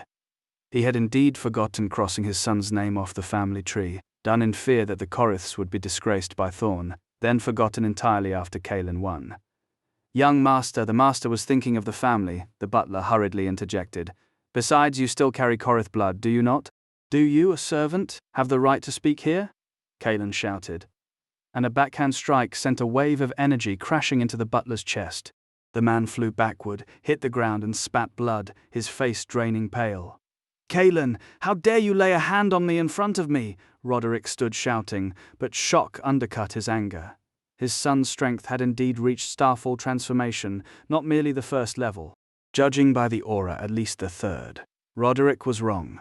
Kalen had spent 7 days in seclusion in the secret room, advancing only from the first level to the middle stage of the second. But the 9 transformations of Starfall transformation made his current strength comparable to the third. When the master speaks, it is never the servant's turn to speak. Kalen did not step back. Roderick's cultivation neared the great perfection of Starfall transformation, but this was the Vela household. He would not fall out with the butler over such a trivial matter and fight his son here. The butler dared not utter a sound. He sensed murderous intent radiating from the younger man and dared not provoke this evil star. Roderick took a breath, let the steward's assault pass, and asked again, "What is your destiny? Can it be given to your younger brother?" "My destiny?" Kalen sneered. "You overthink it. Regardless of whether I have the opportunity or not, even if I did, do you think I would give it to Torin? Do not dream." Father and son glared fiercely, neither yielding. "Let us go." Roderick squeezed the words through gritted teeth, turned and left. The butler struggled up and staggered away, unwilling to remain another minute. Watching them depart, Kalen reflected on what the father and son of the past had become. He did not think he had done anything wrong. When had the other party ever treated him like a son? Roderick returned to the Corith residence and smashed everything within reach in the hall. He cursed his unfilial son. He cursed that piece of trash for daring to speak to him so. He cursed the refusal to surrender the opportunity. The curses echoed through the entire residence, and Seraphine, standing to the side, looked deeply displeased. Master, is there really no way to make that beast give up the opportunity? Roderick cursed back, asking what he could possibly do. Master, why not send word to the misty immortal palace, inform Torin and let him decide, Seraphine suggested. Torin is now a disciple there and highly regarded. He could bring a few people from the palace to torture that little beast, and see if he still refuses to talk. Roderick's eyes lit up. A great idea. Now Kaelin had married into the Vela family and reached Starfall transformation. Even if Roderick wanted to suppress him, he could not. Kaelin had no way of knowing what the Coriths intended. He was already inside the secret room, cross-legged, a spirit stone in each hand, drawing the dense spiritual power into his dantian, and cycling it through his meridians. To an observer he simply sat in meditation, yet his aura climbed steadily, perceptible even through the walls. The astral chart of Evernight was a singular treasure. Its interior existed as a world unto itself, sealed off from the outside. Kaelin had never heard of anything like it, but he judged it at least a Celestera-grade artifact. 7 days passed in the span of a breath. The Coriths sent no one. Inside the Vela compound, the Watchers never relaxed. They reported every detail to Garrick. In a hidden chamber, Garrick knelt before the Patriarch and recited Kaelin's movements. Father, he has not left seclusion since his return. Do you think the opportunity lies with him? Garrick shared the Corith's suspicion. Such a leap in strength had to come from a fortuitous encounter. A man dismissed as useless for nearly 20 years did not simply become strong. He has never left, the Patriarch murmured. I have observed him secretly these past days. He cultivates in the secret room, and there is nothing suspicious about him. The Patriarch stood at the Seraphis realm, a full realm below Kaelin. The secret room was ordinary. At his level he could have probed it without Kaelin's awareness. Garrick frowned. Father, what are you saying? There is nothing strange about the boy, at least. It proves that even if he possesses a cultivation-enhancing treasure, he does not carry it on him. Could he have relied on his own talent? Impossible from body tempering to starfall transformation in less than a month. The stark reversal made the claim feel unreal. The Patriarch sighed. I wonder the same. But watching him meditate, his aura rose sharply. His cultivation speed is extraordinary. He possesses top-tier aptitude. As for why the Coriths called him useless all these years, I cannot say. Perhaps Kaelin hid his talent and never revealed it. Garrick's eyes sharpened. The Coriths have always poured their resources into their second son, Torin. Torin's talent is remarkable. Kaelin's was deemed average. He was never favored, constantly targeted by Torin. That is why they sent him here as a live-in son-in-law in exchange for resources.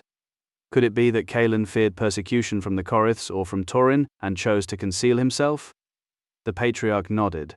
Very possible. In any case, we should treat Kaelin better going forward. If he truly holds such talent, his place in the Vela family benefits us. Understood, Father. Garrick understood what it meant for a genius to cross that distance in a single month.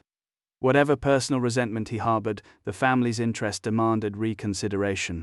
In a luxurious villa within the compound, Thorn sat cross-legged, pale from depleted blood and chi. His wounds had closed, but the medicine's after-effects lingered.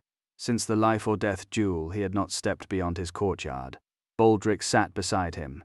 Brother, how are you? The injuries are healed. The side effects remain. I need more rest.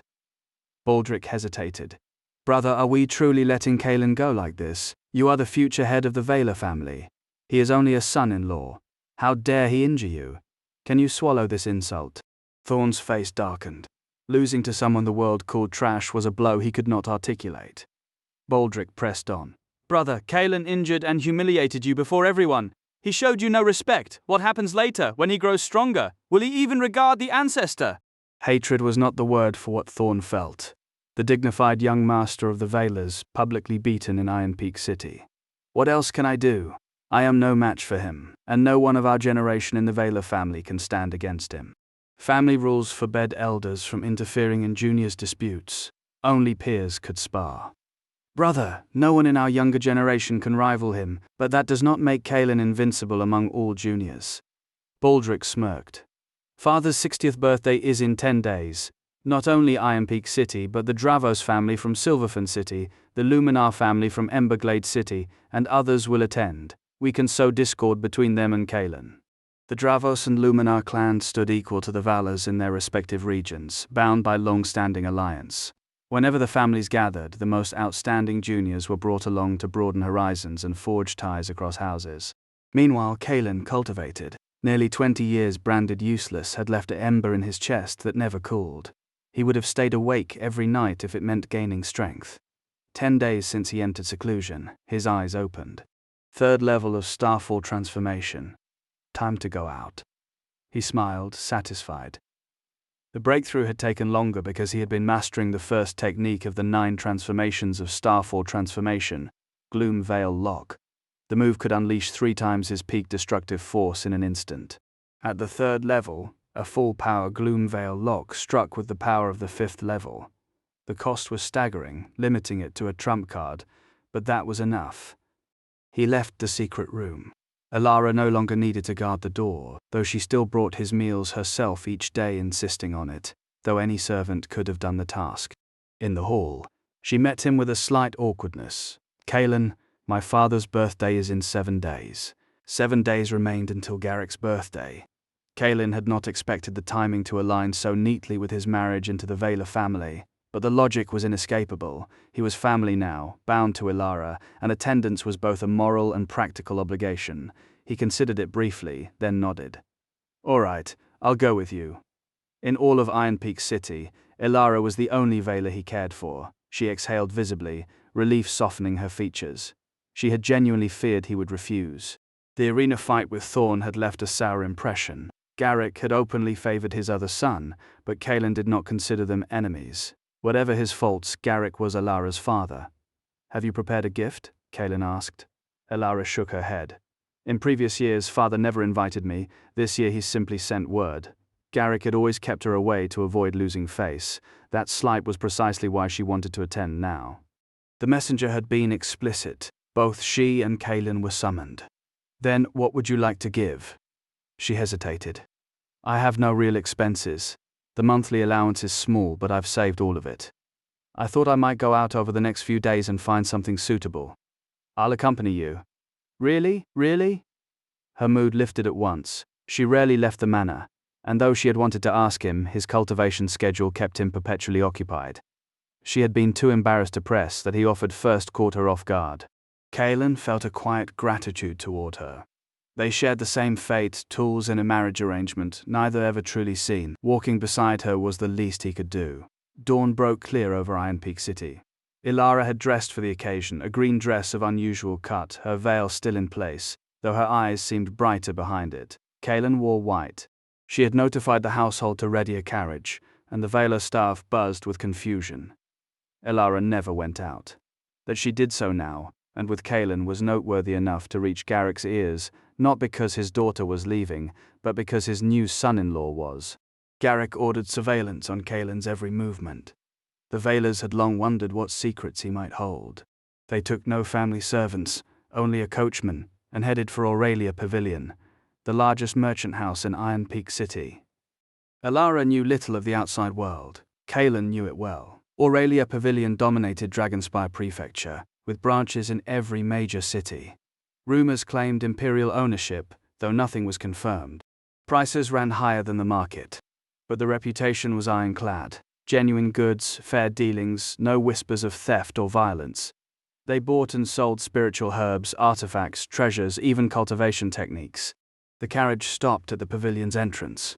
Inside, 4 floors rose in correspondence: yellow, black, earth, heaven, though the locals called them yellow, ashen, earthly, and seraphis. The ground floor was open to all, stocked with common artifacts and elixirs. The second floor required either powerful connections or a cultivation at Starfall transformation. The upper 2 floors remained mysteries to Kalen. He guided her through the first floor. Crowds milled about, but few recognized them. The arena stands had been distant. Kalen's face was not widely known. Elara's veil concealed hers entirely. The quality is decent, she murmured, but it feels inadequate for a birthday gift. Her savings, accumulated over years of meager allowances, amounted to a respectable sum. This was her first invitation to her father's banquet. She wanted something worthy. Let's look upstairs. He smiled and led her toward the second level. Murmurs rippled behind them. First-time visitors, the onlookers assumed. A boy that young at Starfall transformation? Impossible. They lingered to watch the inevitable rejection. Guards stood at the stairwell, but they did not bar entry based on appearance. Kaelin's aura flared, unmistakably Starfall transformation. The guards sensed it and stepped aside. The spectators on the first floor stared, dumbfounded. The Ashen level mirrored the first floor in size but held only a few dozen patrons. Nobles in fine silks, cultivators of Starfall transformation or higher. Curious glances followed Kaelin and Elara. A young server in Aurelia Pavilion livery approached, respect evident in her posture, curiosity in her eyes. "My lord, welcome. What may I help you find?" Kaelin glanced at her, then at the other patrons. Each seemed to have a dedicated attendant. Sensing his question, she explained, upon entering the Ashen level, Aurelia Pavilion provides one-on-one service to facilitate your purchases. He nodded. "I need a gift suitable for a birthday celebration. Show me your best options. A privilege," he noted, reserved for those who mattered. The girl ushered Kaelin and Elara toward the spirit herb counter and asked the shopkeeper to bring out the blood spirit ginseng. He set down a vivid crimson root that still exhaled a faint, metallic scent. "This replenishes chi and blood," he said. "Taken regularly, it extends life and restores vitality, ideal for the elderly." Elara, lingering at Kaelin's shoulder, was pleased. The root was presentable, a fitting gift for her father. Kaelin agreed and asked the price. "Roots a few hundred years old run cheaper. But this one has seen 1,000 winters, 300 spirit stones." Elara inhaled sharply. Over the years she had scraped together a little over 30 stones, nowhere near enough. Kaelin frowned. He had stones, but they were locked inside the astral chart of Evernite, unreachable. He sighed, studying the girl. "Do you buy magical artifacts here?" She blinked, then smiled. "Of course. Our Aurelia Pavilion keeps master appraisers on staff. Fair prices, absolute discretion." Kaelin nodded. "I have something I'd like evaluated." He thought of the Voidheart hornblade taken from Darius. It could not be seen by the Veilers, not without raising questions he did not want to answer. Selling it here carried risk, but Elara's sake outweighed caution. He owed her too much. They were shown to an inner chamber on the second floor, where a white-haired elder waited.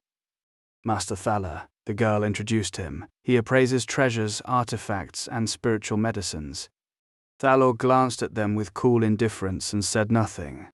Kaelin placed the blade on the table without preamble. The appraiser's composure shattered. He lifted the knife, turning it in the light, eyes brightening.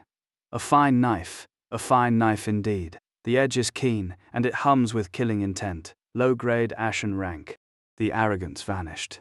He handled the blade like a lover, unable to set it down. The girl flushed. Master Thalor has a peculiar habit. When he sees a true treasure, he forgets himself. Please don't mind. Kaelin said nothing. Eccentricity in a master of his craft was expected. But Elara went still. She knew the blade. It was a Valor heirloom, its value beyond question. She had never imagined Kaelin would trade it for mere spirit stones. Not from fear of the family's loss, but from a sharp, private grief. A weapon of that caliber did not leave the vault lightly.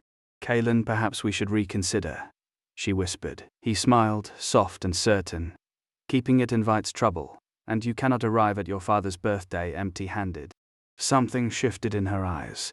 She understood this was entirely for her. The depth of it moved her, though she only murmured assent. Their bond was an odd one. Husband and wife in name alone, bound by neither time nor convention, yet each the other's truest anchor. "The blade is worth roughly 1,500 spirit stones," Thalor said, still turning it over. "Aurelia Pavilion would pay 1,200. The valuation and our offer are transparent, you decide." Kaelin hadn't expected such a sum. He hesitated, then nodded. "Done." Thalor chuckled, still caressing the steel. The girl excused herself and returned moments later with a storage bag heavy with 1,200 stones. They did not linger. Stones in hand, Kaelin guided Elara back to the main hall and straight to the display case. "I'll take the blood spirit ginseng, wrap it up." The girl beamed, of course. "Wait, why wasn't I shown this ginseng earlier?" The voice cut through the air. A young man in his early 20s, richly dressed, stood in the doorway, attendants fanning behind him, and a black-haired elder trailing close. The shopkeeper paled. This lord selected it first. He went to the inner pavilion for appraisal, so we held it for him. The transaction wasn't finalized. So, you're looking down on the Luminar family by withholding it from me. The young man's face darkened.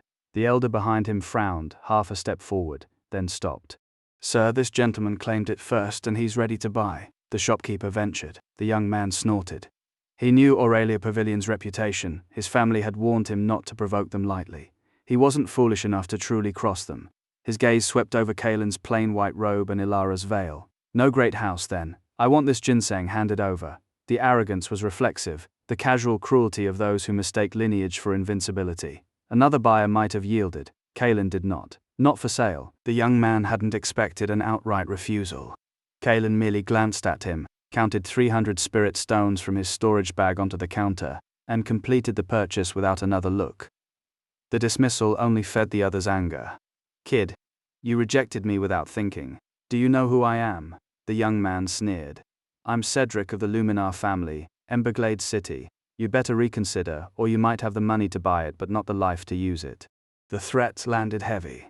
Kalen's face darkened. Ilara behind him looked worried.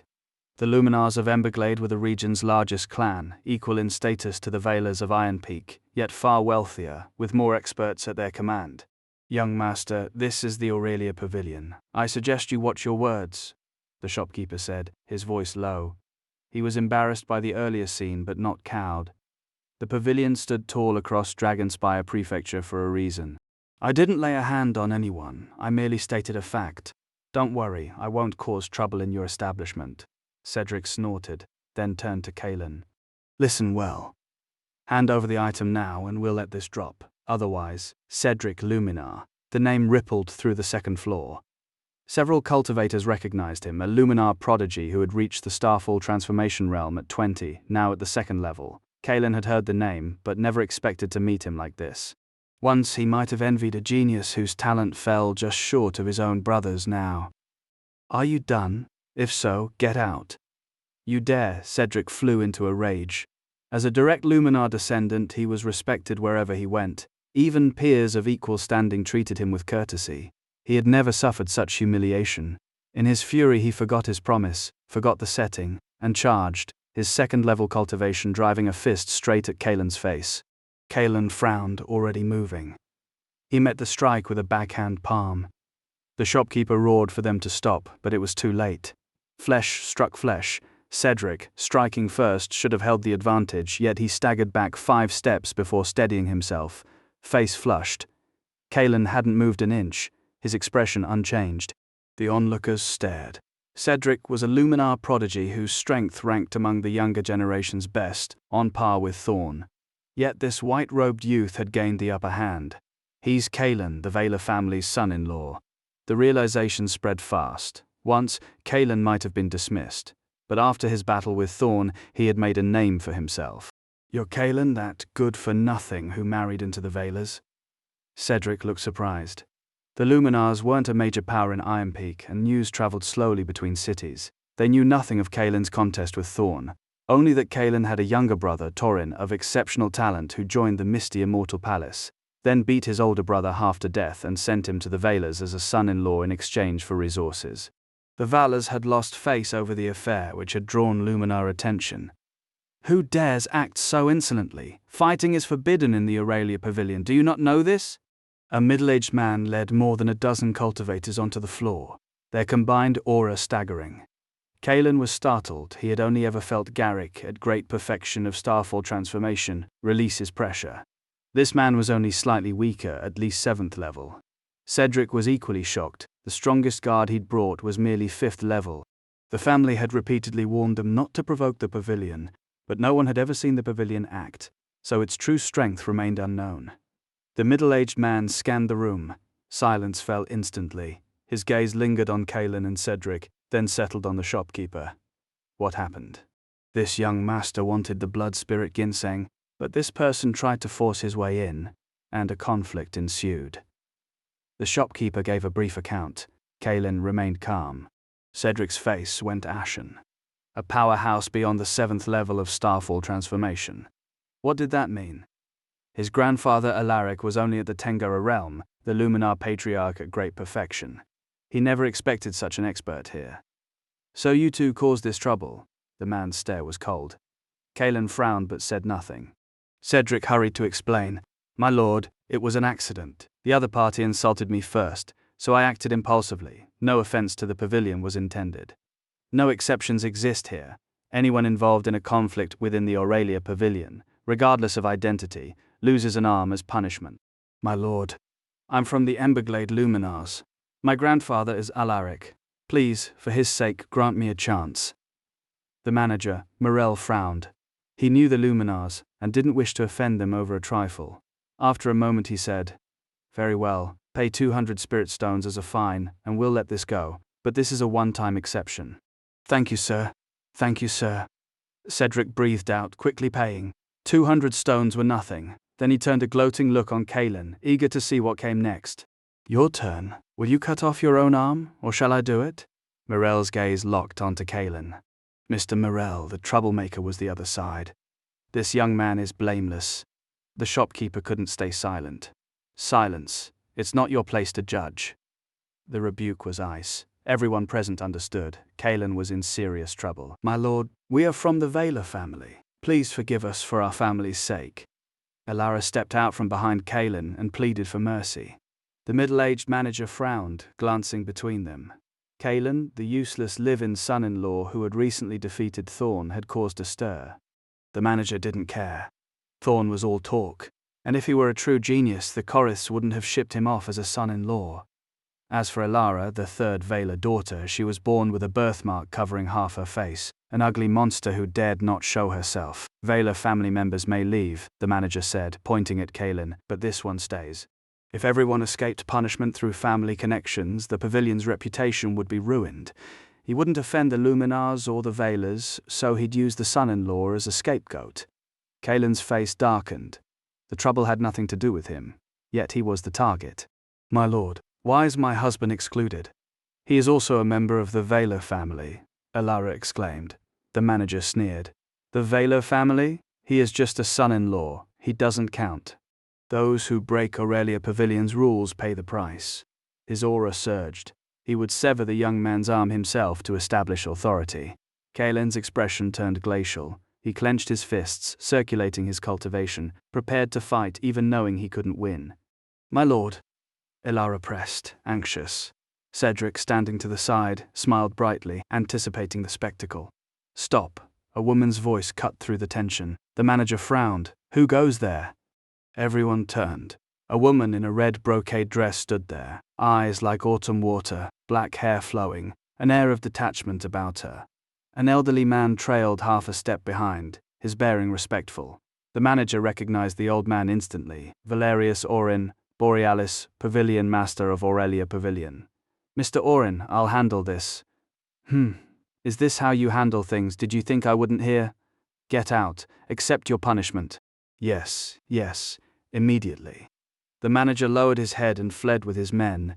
No one recognized the woman, but her status was clearly extraordinary. Kalen studied the pair. He'd never seen them before. Why would they help? Wondering why I helped you. The woman in red smiled, reading his thoughts. Kalen nodded. Her identity wasn't simple. He didn't believe in simple kindness. If I said you helped me win 100,000 spirit stones, would that be reason enough? 100,000 spirit stones. Kalen blinked, uncomprehending. If you don't know, that's fine. I'm Elindra Thalia. You needn't worry. Doubt anyone will bother you at Aurelia Pavilion again. She revealed dimples and turned to leave. Valerius smiled. Young man, you're quite good. I'm Valerius Orin. Call me Elder Orin. Visit Aurelia Pavilion often. He followed her out. Kalen exhaled, relief washing through him. Let's go, Elara nodded. She'd only come for a congratulatory gift, not this chaos. Cedric stood dumbfounded. No idea what had happened. Is that all? He turned to leave fiercely, but wasn't so lucky. Young Master Luminar, you haven't paid your 200 spirit stones. Back at the Vela estate, Kalen pondered Elindra's identity the entire way. He confirmed it was their first meeting. Why claim he'd helped her win 100,000 spirit stones? When had he gained such ability? He couldn't figure it, so he stopped trying and went straight to the secret room to cultivate. The encounter had reminded him yet again of his inadequacy. The world was full of dangers. He could rely only on himself. In the secret room, he sat cross-legged, channeled his divine sense into the astral chart of Evernight, and began absorbing spirit stones. The first 3 levels of the 9 transformations of Starfall transformation would carry him to the 3rd level of perfection in the Starfall transformation realm. After that, he would shatter the stars again for the remaining techniques. The Vela family agents sent to tail him hadn't been able to enter the Ashen level of Aurelia Pavilion, so they knew nothing of what followed. Nothing of the Voidheart Horn blade sold, the Blood Spirit Ginseng bought. Time passed. Garrick's 60th birthday arrived. Iron Peak City bustled with a constant stream of well-wishers. The Vela compound glittered with lanterns and colorful ornaments, the main hall laden with precious delicacies. Cultivators lived far longer than ordinary folk. Body-tempering realm practitioners reached 180. Starfall transformation added 50 years, pushing to 230. Seraphis realm granted 300. The grand ceremony was a display of clan power and influence. Garrick was in high spirits, chatting with prominent neighbors. The Luminar family of Emberglade City has arrived, bringing the Jadara Ruyan scepter. The Dravos family of Silverfant City presents a piece of Seraphis luminous stone. Major families sent elders and young geniuses. Treasures piled up in the main hall, and Garrick grinned ear to ear. These gifts, though offered from respect, went to him personally.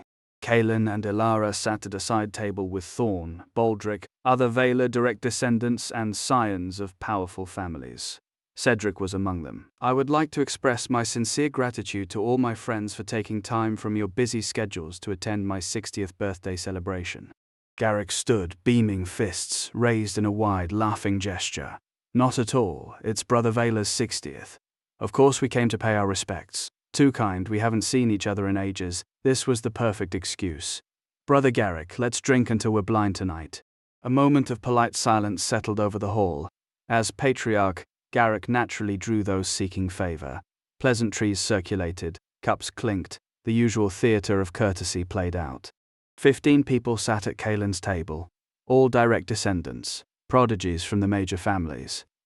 Aside from Baldric and Thorn, the others studied Kaelin and Ilara with open curiosity. They were strangers to Kaelin, but his identity preceded him. The Valors live in son-in-law. Curiosity in some eyes, disdain in others. None of them came from Iron Peak City. They didn't know his strength. Ilara drew glances of a different sort. The 3rd young lady rumored to bear a birthmark, the family's ugly duckling. Kaelin had only heard of her. This was their first meeting. Cedric, however, stared at Kaelin and the 2 Vela brothers with barely contained fury. Brother Luminar, you look murderous today? A handsome man beside him laughed. The table had noticed. Cedric's gaze kept snapping to the man across from him. Nothing, Cedric said, shaking his head. He had no intention of airing the Aurelia Pavilion humiliation in public. Wealthy as the Luminars were, the 200 spirit stone compensation had earned him a blistering reprimand from the clan elders. Baldric's eyes flashed. He smiled. You probably don't know him yet. This is my 3rd sister Ilara's husband, Kaelin, the Vela's son-in-law. He gestured lazily toward Kaelin. Everyone had likely already guessed. Baldric said it only to degrade him. A live-in son-in-law was shameful, no matter the circumstances. Kaelin glanced at Baldric, cold and silent. The atmosphere curdled. Anyone with sense saw the deliberate humiliation. Yet some wondered if Baldric was simply bored. Why stir trouble at his father's birthday? How inconsiderate. Thorn chimed in, laughing. Don't underestimate Kaelin. He's our son-in-law, yes, but he's extremely strong. Even I'm no match for him. An uproar. Thorn, heir to the Velas, admitting defeat to a son-in-law? Brother Thorn, don't joke, Cedric sneered. He's just a live-in son-in-law. I heard he was a good-for-nothing beaten half to death by his younger brother and shipped off. Cedric had fought Kaelin and lost. He remained unconvinced, mocking him at every opening. Indeed. You're the Velas #1 among the younger generation. How could you fall to a mere son-in-law? The speaker eyed Thorn with respect. Kaelin with undisguised contempt. Thorn chuckled. I'm telling the truth, I'm no match for him. He paused, smile widening. Moreover, I'm certain none of you here will be his match either. The claim provoked immediate dissatisfaction. All were prodigies of their houses, yet they were told they fell short of a son-in-law. A disgrace. A blatant disgrace. Thorn, you know I don't joke, take it back. The man in black spoke for the first time since seating himself, eyes cold. Ashen of the Silverfen city Dravos. Ashen, I'm not lying, I'm no match for him. As for you, I don't know, Thorn replied calmly, faintly smiling. Hostile gazes converged on Kaelin. He hadn't spoken a word, yet he was already everyone's enemy. Ilara's expression darkened. She hadn't expected her two brothers to orchestrate this, to manufacture enemies for Kaelin. The purple-robed young man laughed. Thorn's words piqued my curiosity. You're Kaelin, yes? I've heard of Torin from the Iron Peak Koriths, chosen by the misty immortal palace, a true genius, but his brother... He let the implication hang, gaze provocative. How powerful can a live-in son-in-law be? How powerful indeed, someone dismissed, voicing the table's sentiment. Mockery rippled. Ilara, standing beside Kaelin, looked ready to speak. He pressed her back into her seat. Maybe I'm trash, Kaelin said, scanning their faces one by one, a faint smile curving his mouth. But aren't you people who are even worse than me, even worse than trash? The table seethed. Arrogance unbearable, from a son-in-law who had married in. These were family prodigies. None could swallow such humiliation. Several turned openly hostile. Kaelin, dare you fight me? You piece of trash, dare you face me? Let me teach you how to be a decent human being.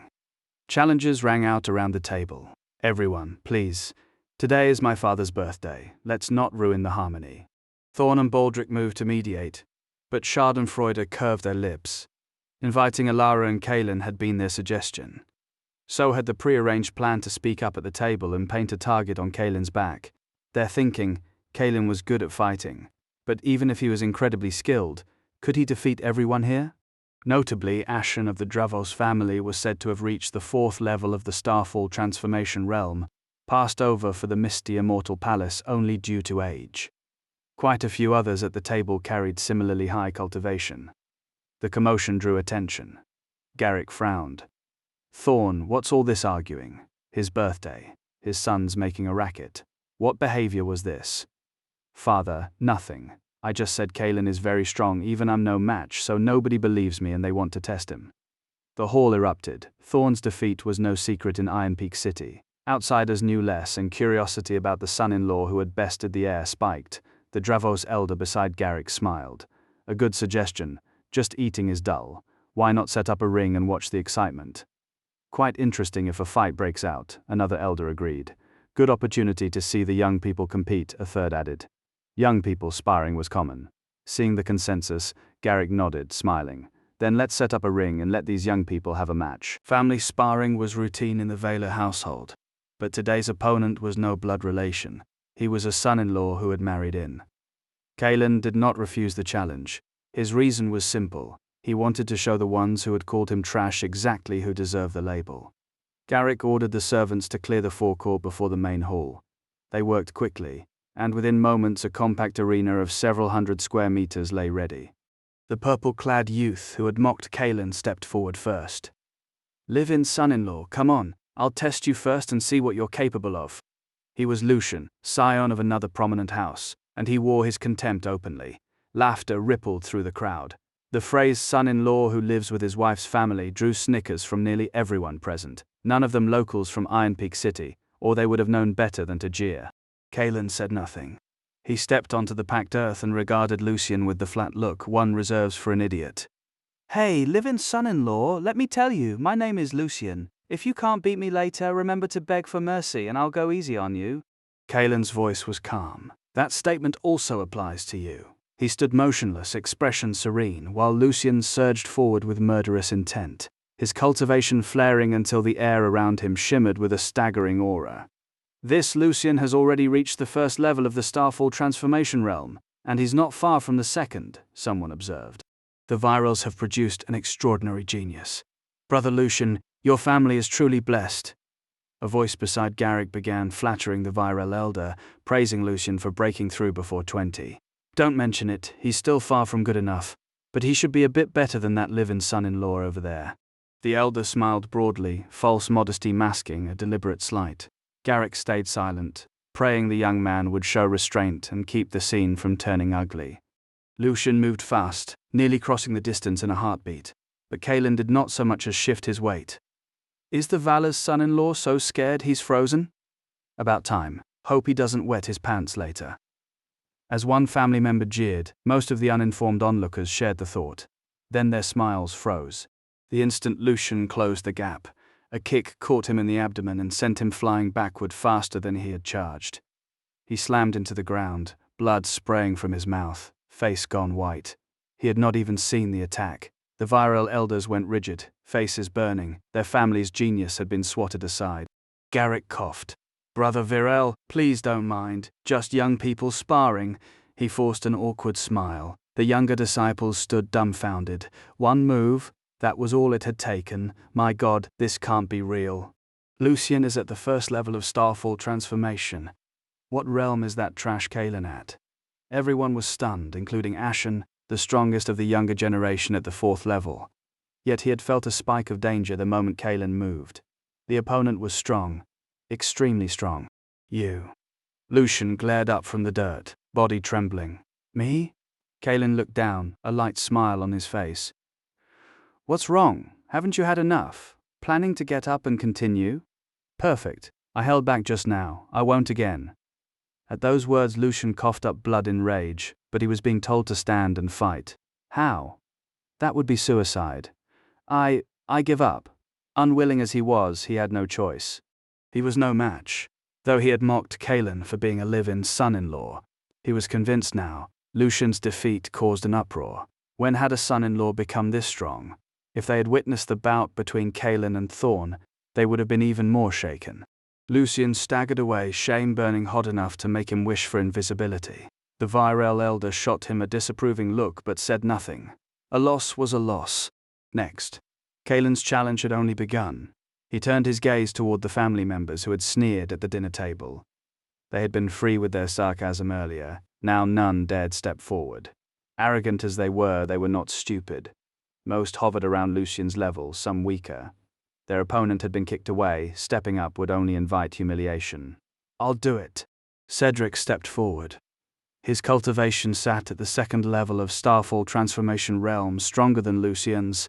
Among those present, only Ashen surpassed him. Inside the Aurelia Pavilion, he and Kalen had exchanged blows.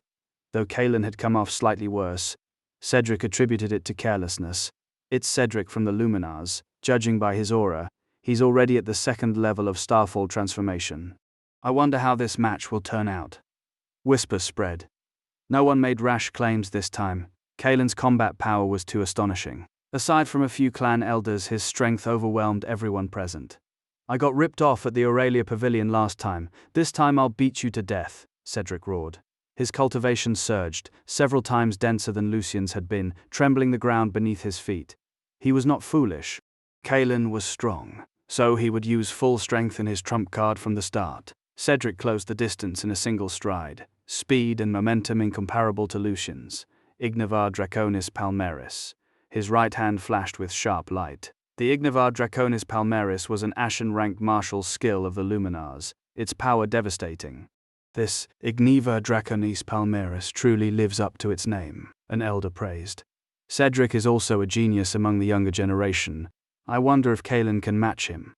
All eyes fixed on the arena, eager to see how he would handle the technique. Then the unexpected happened. Just as against Lucian, Kalen stood nearly still. When Cedric reached him, he moved, leaning forward, clenching his right fist, releasing a terrifying pressure as he drove a punch with every ounce of force. Fist met palm. A shockwave burst outward in all directions. Everyone stared, waiting for the outcome. It arrived in the next second. Cedric spat blood. A sickening crack of bone rang out. His body flew backward through the air, farther than Lucian had. Silence fell over the scene. Kalen had won again. Kalen's cultivation rested on 2 foundations. The Draconis Elephant Overlord body technique, honed in the body-tempering realm, and the 9 transformations of Starfall transformation, his method for the realm he now occupied. Together they granted him strength that far outstripped his nominal level. Lucian and Cedric, both weaker in cultivation, had already fallen. Cedric lay on the stone, disbelief etched across a face that pain forced into acceptance. His right arm was broken clean through. Spiritual medicine and weeks of convalescence would be needed. What galled him more than the injury was the sheer abruptness of it. He had not even glimpsed the full measure of Kaelin's ability before the fight ended. Kaelin looked down, expression flat. "So who's the loser, you or me?" Cedric spat the word. "You." A faint smile. "Want to try again? I'll wait until you're on your feet." Cedric said nothing. The Luminar elder swept in and carried him off for treatment. Kaelin had shown no mercy, unleashing his full force, and the crowd's regard shifted accordingly. Wariness, awe, something edging toward fear. "Next, it's my turn," the voice cut through the murmur. Ashen Dravos stepped into the open space opposite Kaelin, face stern. The Dravos family's brightest scion, the highest cultivation among the young disciples present, 4th level of starfall transformation, a full minor realm above Kaelin. Murmurs rippled through the onlookers before the Vela main hall. "Ashen's not on the same level as Cedric or Lucian." True. But Kaelin isn't weak either. High above, the Draconis clan patriarch had descended to watch. He had seen Kaelin's earlier exchange, and surprise flickered in his eyes. "This one is no ordinary person," he murmured, anticipation sharpening his gaze. Kaelin met Ashen's eyes calmly, the strongest opponent he had ever faced. "You're strong," Ashen said, fighting spirit kindling. "Among the scions here, none will match you. You're strong too. Only by fighting the strong does one hone the edge. Kaelin, show me just how far you reach." Ashen's aura erupted, ground fractured, air warped. He surged forward like a released arrow. Kaelin's expression sharpened. He activated both techniques simultaneously, holding nothing back. A genius at the 4th level, strong enough that even a 5th level cultivator would struggle. Ashen roared, a killing command. Light blazed around him. He moved as lightning, closing the distance in a heartbeat, and driving a palm strike down. Kaelin was caught off guard by the acceleration. Inside 3 meters, Ashen's speed spiked violently.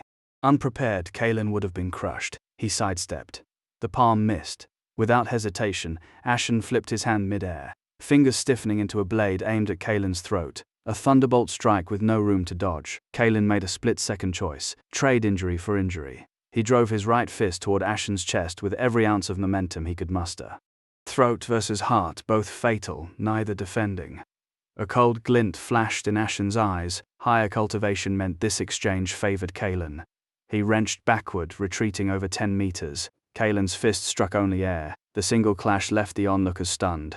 The ruthlessness, especially Kaelin's willingness to die for a kill, shook them. What they did not know: the Elephant Overlord body technique had tempered Kaelin's flesh to an extreme. He wagered that even a higher realm cultivator could not match his physical durability. Ashen frowned.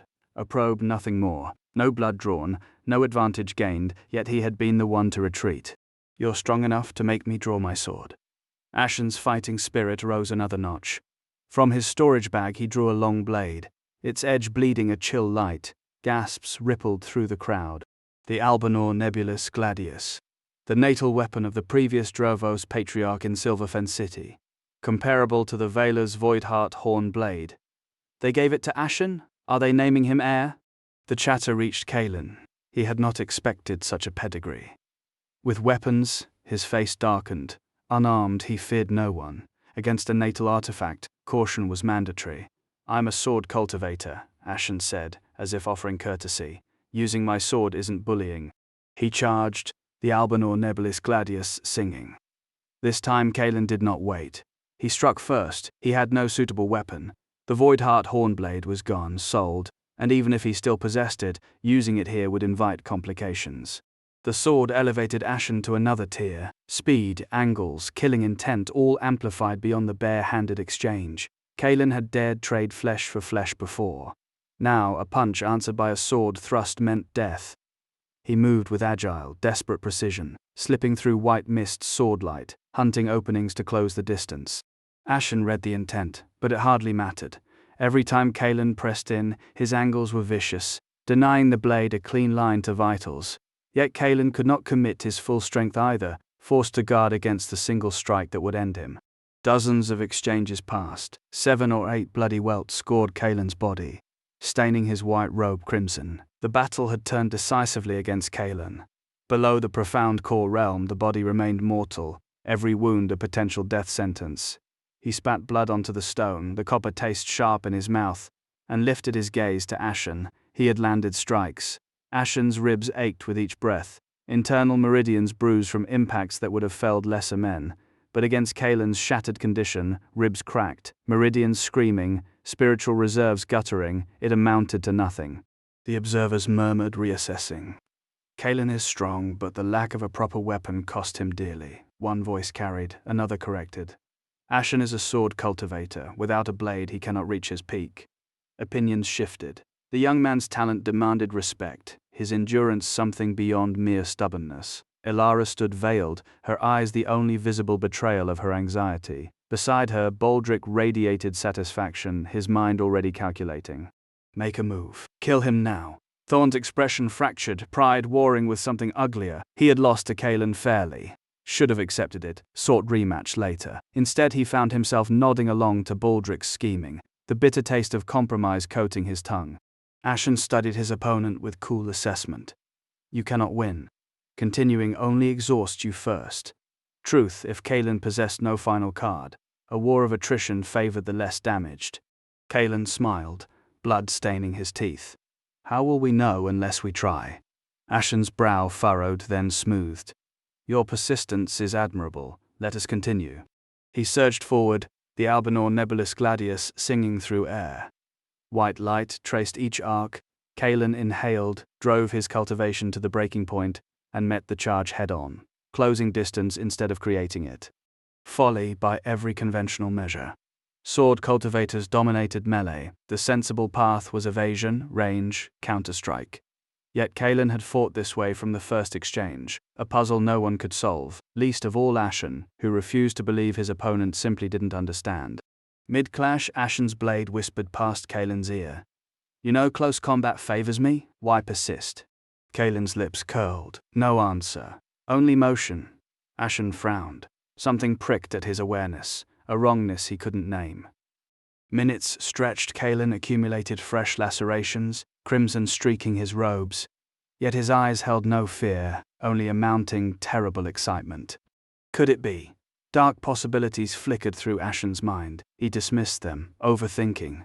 The Dravos elders exchanged glances from their elevated positions. Ashen hasn't held back. The boy simply endures. It's unnatural. Younger scions of the great families lacked the cultivation to perceive the anomaly. They only knew humiliation. Kalen had shamed them, and Ashen's blade would restore order. Finish him, Ashen. Admit defeat, live in son-in-law, know your place.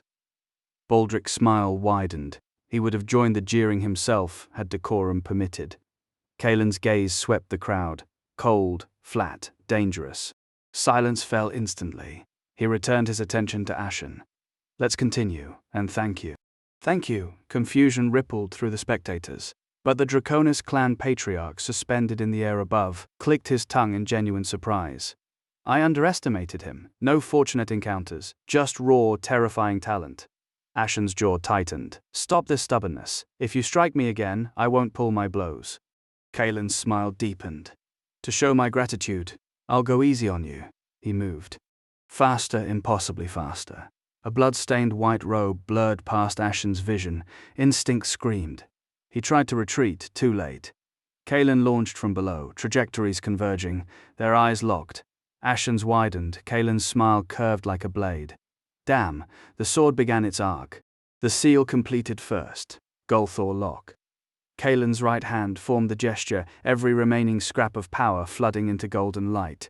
The seal blazed, impossible aureate radiance, and drove toward Ashen's throat. A Dravos elder's shout cracked the air, too late. The momentum was staggering. Whether mercy or calculation, the seal twisted at the final heartbeat, redirecting from throat to chest. Impact. Ashen's consciousness whited out. He heard his sternum shatter, felt his body become projectile. 20 meters backward, stone wall arresting his flight with brutal finality. Blood erupted. Darkness took him. Absolute silence descended. Only the Dravos elders' hurried footsteps broke it, rushing to determine whether their air still breathed. The Dravos elders exhaled in unison, relief washing over them. Ashen lived, badly hurt, but alive. One elder's anger died in his throat when he recalled Kalen shifting the falling seal's trajectory. He shook his head with a bitter smile. Mercy had been the only thing standing between Ashen and death. Kaelin actually won. He beat Ashen at the 4th level of Starfall transformation. Am I dreaming? The crowd murmured in disbelief. The useless son-in-law had felled the genius Ashen. If this was useless, what did that make the rest of them? Pride stung, but the evidence stood before them, bloody and breathing. Kaelin stood motionless, drawing a slow breath. The Gloomvale lock had drained most of his reserves, but its power had not disappointed. If that final strike had targeted Ashen's throat, the Veilers watched with unreadable faces. Garrick had never imagined the son-in-law he dismissed could fight like this. Baldric's expression hardened. Kaelin's victory only amplified the embarrassment of his own earlier posturing. Thorn's thoughts remained masked. Ilara's joy at the win warred with anguish at the sight of him. More than a dozen bloody furrows scored his body. The tiger's mouth of his right hand split wide from the technique's backlash. He was a ruin of wounds, yet none of the young scions dared meet his gaze. Who else wants to challenge me? Kaelin's calm sweep silenced the courtyard. Are you mad? They fight like demons. Ashen nearly died. Who seeks that? Heads lowered. The title of strongest among the younger generation had effectively been seized. Garrick surveyed the field. He knew when to stop. Kaelin's combat strength impressed him. At this rate, the young man would reach his own cultivation level before long. Enough. The children's sparring ends here. Back to the hall, let the wine flow. The elders welcomed the excuse, especially those whose juniors had gone pale under Kaelin's stare. The crowd drifted toward the main hall, giving the bloodied victor a wide berth, wary of provoking a ruthless star. Ilara reached him first, hands hovering over his injuries, exhaling only when she found no mortal damage. Don't worry, I'll be fine. Come back with me, medicine, clean clothes. She tugged at his sleeve. He didn't move, shaking his head with a gentle smile. Superficial. I can tend myself. Today is your father's birthday. You shouldn't leave mid-banquet. Wait here. I'll return once I've changed. Because of her birthmark, this was the first time in years she'd attended. He wouldn't have her slip away on his account. She hesitated, then nodded, turning toward the hall. High above, the Draconis patriarch's eyes glinted with understanding others missed. The boy used the fight itself to temper himself. Audacious. But that final art, what was it? Where did such power come from? At the villa, Kaelin sank into the astral chart of Evernight, divine sense drinking the dregs of his spiritual medicine. Little remained after his bout with Thorn.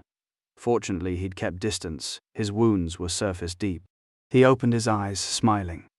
Battle truly is the fastest forge. He could have ended Ashen quickly with the Gloomvale lock. Instead, he dragged the fight out, using Ashen as a whetstone, pushing his limits to force growth. Now he was certain, seclusion would bring him to the 3rd level's perfection, then shatter the 3rd star. Inside the main hall, the mood had curdled at Garrick's table. Elders sat stiff with shame, their direct-line prodigies beaten by a son-in-law. At Thorn's, the young geniuses stared into their cups, too humiliated to speak. Ashen, Cedric and Lucian were absent, unconscious or recovering. Ilara sat silent. The other tables followed suit. Voices hushed. Garrick's birthday had soured. He masked his irritation poorly. A servant burst in. Master, the 4th miss has returned. Garrick's face brightened. Seraphina, where is she? Father, I'm here. A woman in green entered, almond eyes bright, face delicate but alight with a lively, almost impish energy, nothing like the poised decorum expected of Vela women. She skipped to Garrick, who caught her face in a rough, affectionate hand. Long enough away, don't you miss your father? No, I timed it perfectly for your birthday. She was his youngest, his 4th child, the one he doted on most. Garrick had 3 wives. The first, his legal wife, bore Thorn and Baldric. The second gave him Ilara, then died young. The third was Seraphina's mother, her family powerful enough to argue with Garrick and simply leave, taking Seraphina with her. Vela women held little standing. Even the first wife wasn't qualified for today's gathering. Seraphina's mother was the exception. Father, I heard a son-in-law married my second sister. Where is he? Logically speaking, a live-in son-in-law was looked down upon regardless of time or place. Yet when Seraphina said she wanted to meet hers, the expressions around her grew strange. Father, what happened? She asked, sensing the odd atmosphere.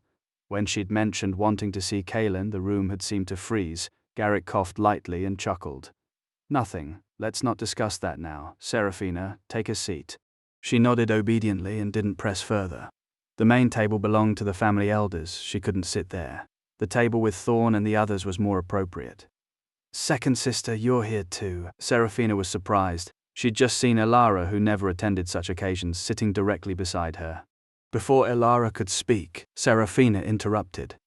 Third sister, where's my brother-in-law? I heard he's from the Korith family, sent to arrange a marriage alliance, is that right? The questions tumbled out in one breath. She only knew her third sister had married a live-in husband, nothing else. She is from the Korith family.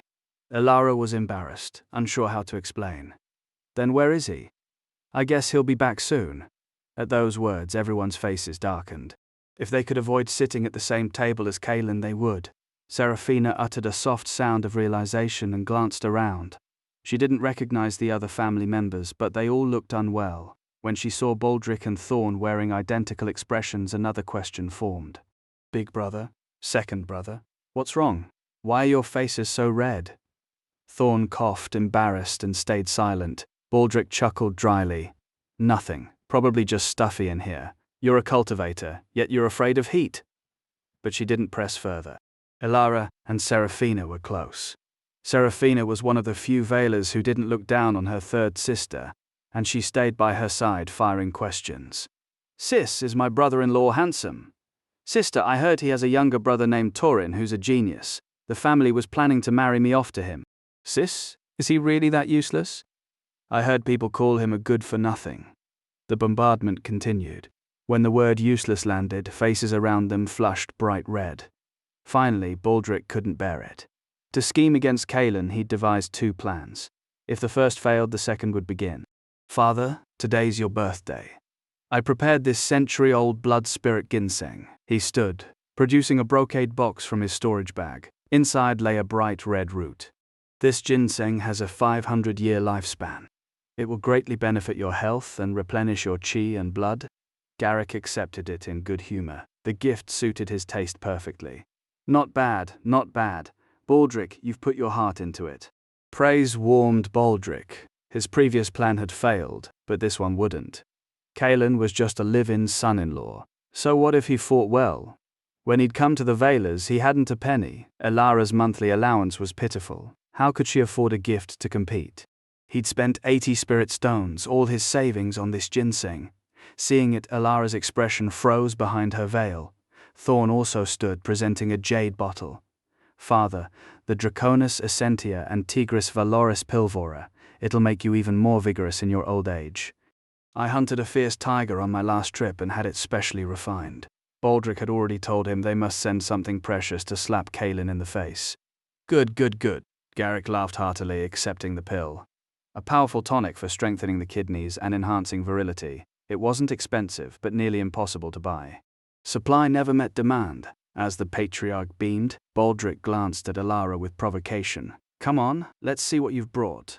The earlier embarrassment was enough. Now gift-giving absolutely could not be shameful. What's so great about it? Seraphina raised an eyebrow and produced a red spear. Dad, this is for you. Gasps rippled through the room. The weapon was clearly extraordinary. The Oramis Pyrothis Hastael, Garrick exclaimed. Why did you bring that here? Seraphina pouted.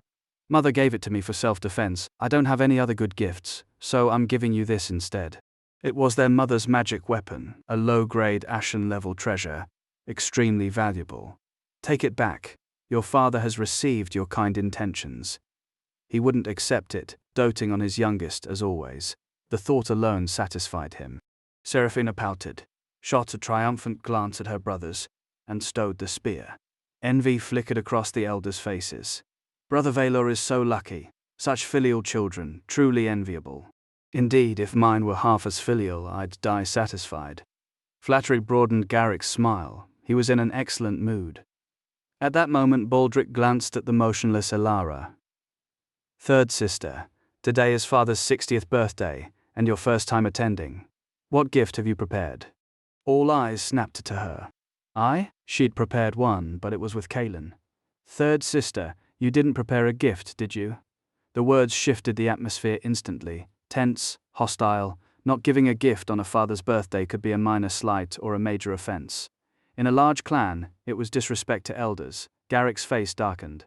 Who said I didn't prepare one? It's here with me. At the palace gate, Kalen stood in a spotless white robe, unmarked by the battle he had only just survived. Seraphina's eyes brightened. Though they had never met, she knew him at once. He glanced at Alara, her face flushed, then at Baldric, who seemed trying to make himself small.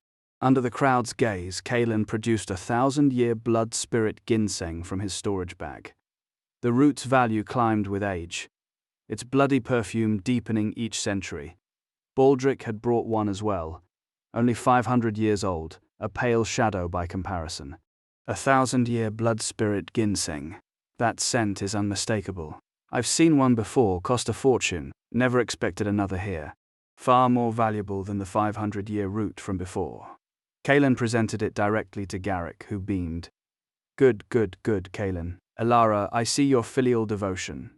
The praise meant little to Kalen for Alara, though she would never admit it. Her father's approval had always been the thing she craved.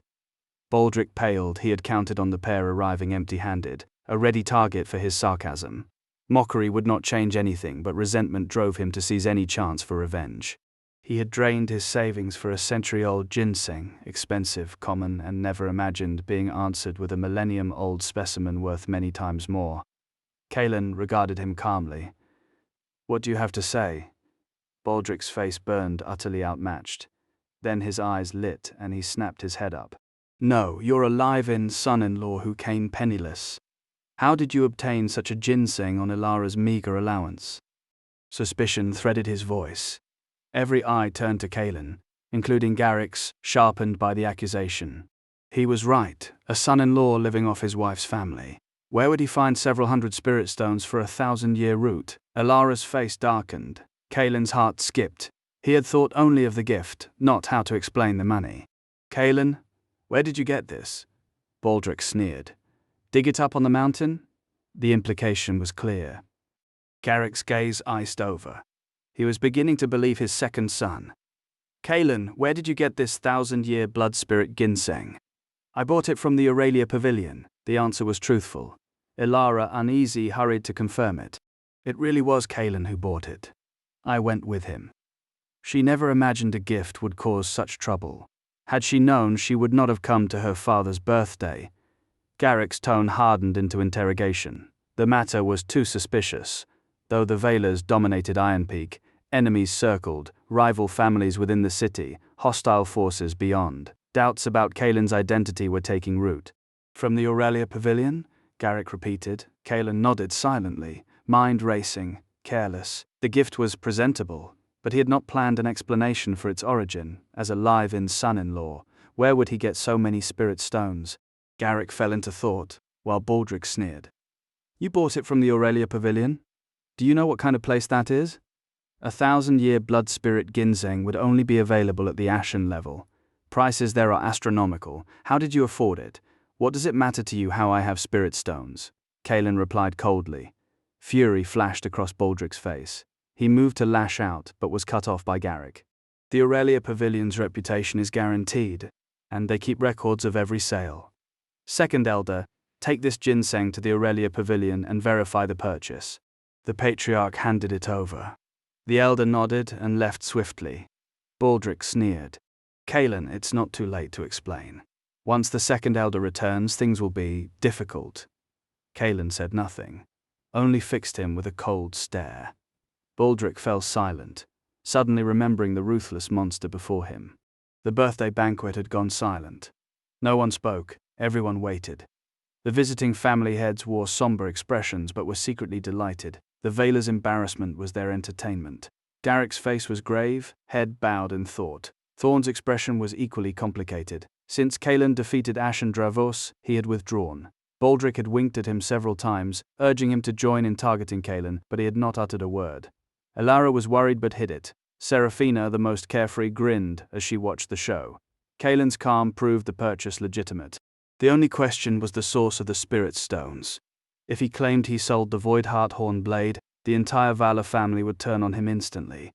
Moments later, the two Valor elders rushed back, followed by an old man. They looked respectful. Patriarch, I've confirmed it. The 1,000-year blood spirit ginseng was indeed purchased by Kalen and Elara. The second elder spoke urgently upon entering the hall. The old man behind him remained expressionless. He really bought it? Impossible? Before Garrick could respond, Baldric blurted, Second elder, did you confirm with the Aurelia Pavilion? They couldn't have made a mistake? The second elder started to speak, but the old man cut in coldly. My Aurelia Pavilion never makes mistakes. The old man's words drew every eye. He wore a simple grey robe unremarkable in cut and cloth, yet his authority dwarfed everyone in the hall. Old man, are you from the Aurelia Pavilion? Can you speak for them? Baldric demanded, the words instinctive, his confusion outweighing any caution. Shut up. The second elder's shout cracked the air. He whirled on Baldric, eyes bloodshot with fury. Apologize to Elder Orin now. Baldric froze. The two elders had always been indulgent. He had never seen them so enraged. What had possessed them? The same question rippled through the crowd. The Valar elders rarely lost composure. Why were they trembling over a single sentence? Garrick studied the stranger, a flicker of recognition crossing his face. He could not place him. The old man chuckled. I am Valerius. Garrick's expression shifted violently. Valerius, what brings you here? He hurried forward, bowing low. Valerius smiled faintly. I heard someone framed my new friend. Came to see what was happening. He nodded toward Kalen. Kalen returned the gesture with a slight inclination of his head. The name settled over the hall like a weight. Valerius, master of the Borealis Pavilion of the Aurelia Pavilion. Within Dragonspire Prefecture, the Aurelia Pavilion was a mystery. Few knew the pavilion master. Only 4 deputy masters walked the outside world, each governing a cardinal region. Their authority was absolute. They could mobilize every Aurelia Pavilion in their territory, and the man standing before them ruled all northern branches. Elder Valerius, greetings. I'm from the Dravos family of Silverfen City. An honor, the Dravos elder pushed forward, face split by a fawning grin. Master Valerius Luminar family. Master Valerius Sorn family. One by one, the visiting elders abandoned their dignity, scrambling to curry favor, terrified of falling behind. The arrogant young masters gaped. Where had their haughty elders gone? When had they become sycophants groveling before a filthy old man?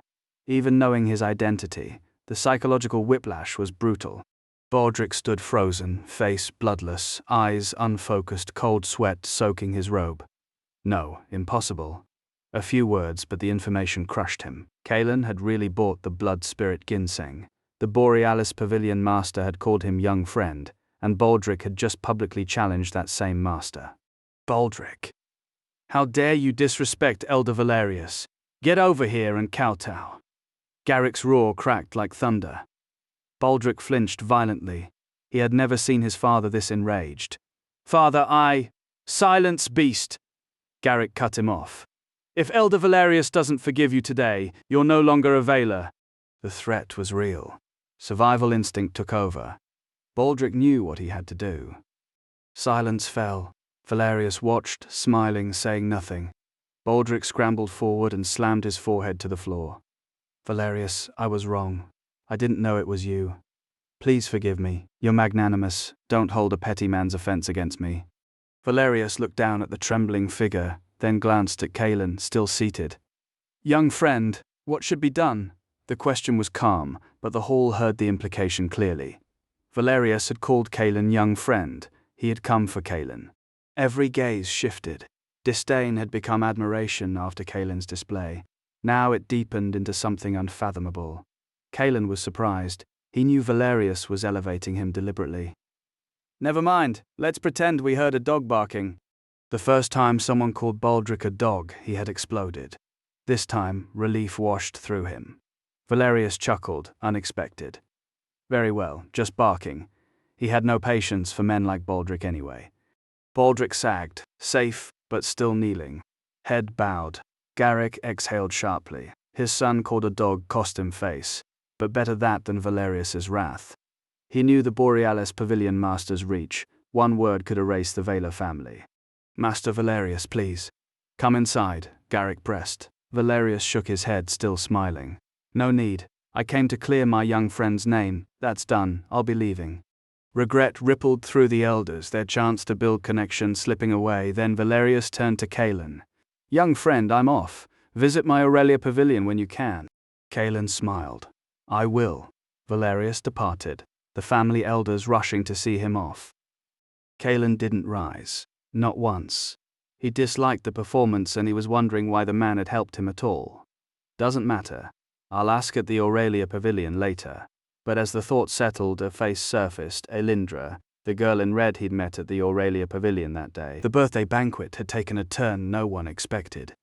What began as a son-in-law's display of skill ended with the Borealis pavilion master himself paying respects, leaving even the most seasoned patriarchs struggling to reconcile what they had witnessed. After Valerius departed, a heavy silence settled over the hall. Every elder Veiler and otherwise fixed their gaze on Kaelin with the covetous intensity of collectors eyeing a priceless artifact. The scrutiny made his skin crawl, but he kept his mouth shut. Even Garrick looked at him as though the family's salvation had walked through the door. Beside him, Alara exhaled slowly, grateful the confrontation was over, yet the weight of so many eyes made her shrink inward. A birthmark had taught her since childhood to avoid gazes. Now she was the center of them. Garrick cleared his throat, breaking the tension.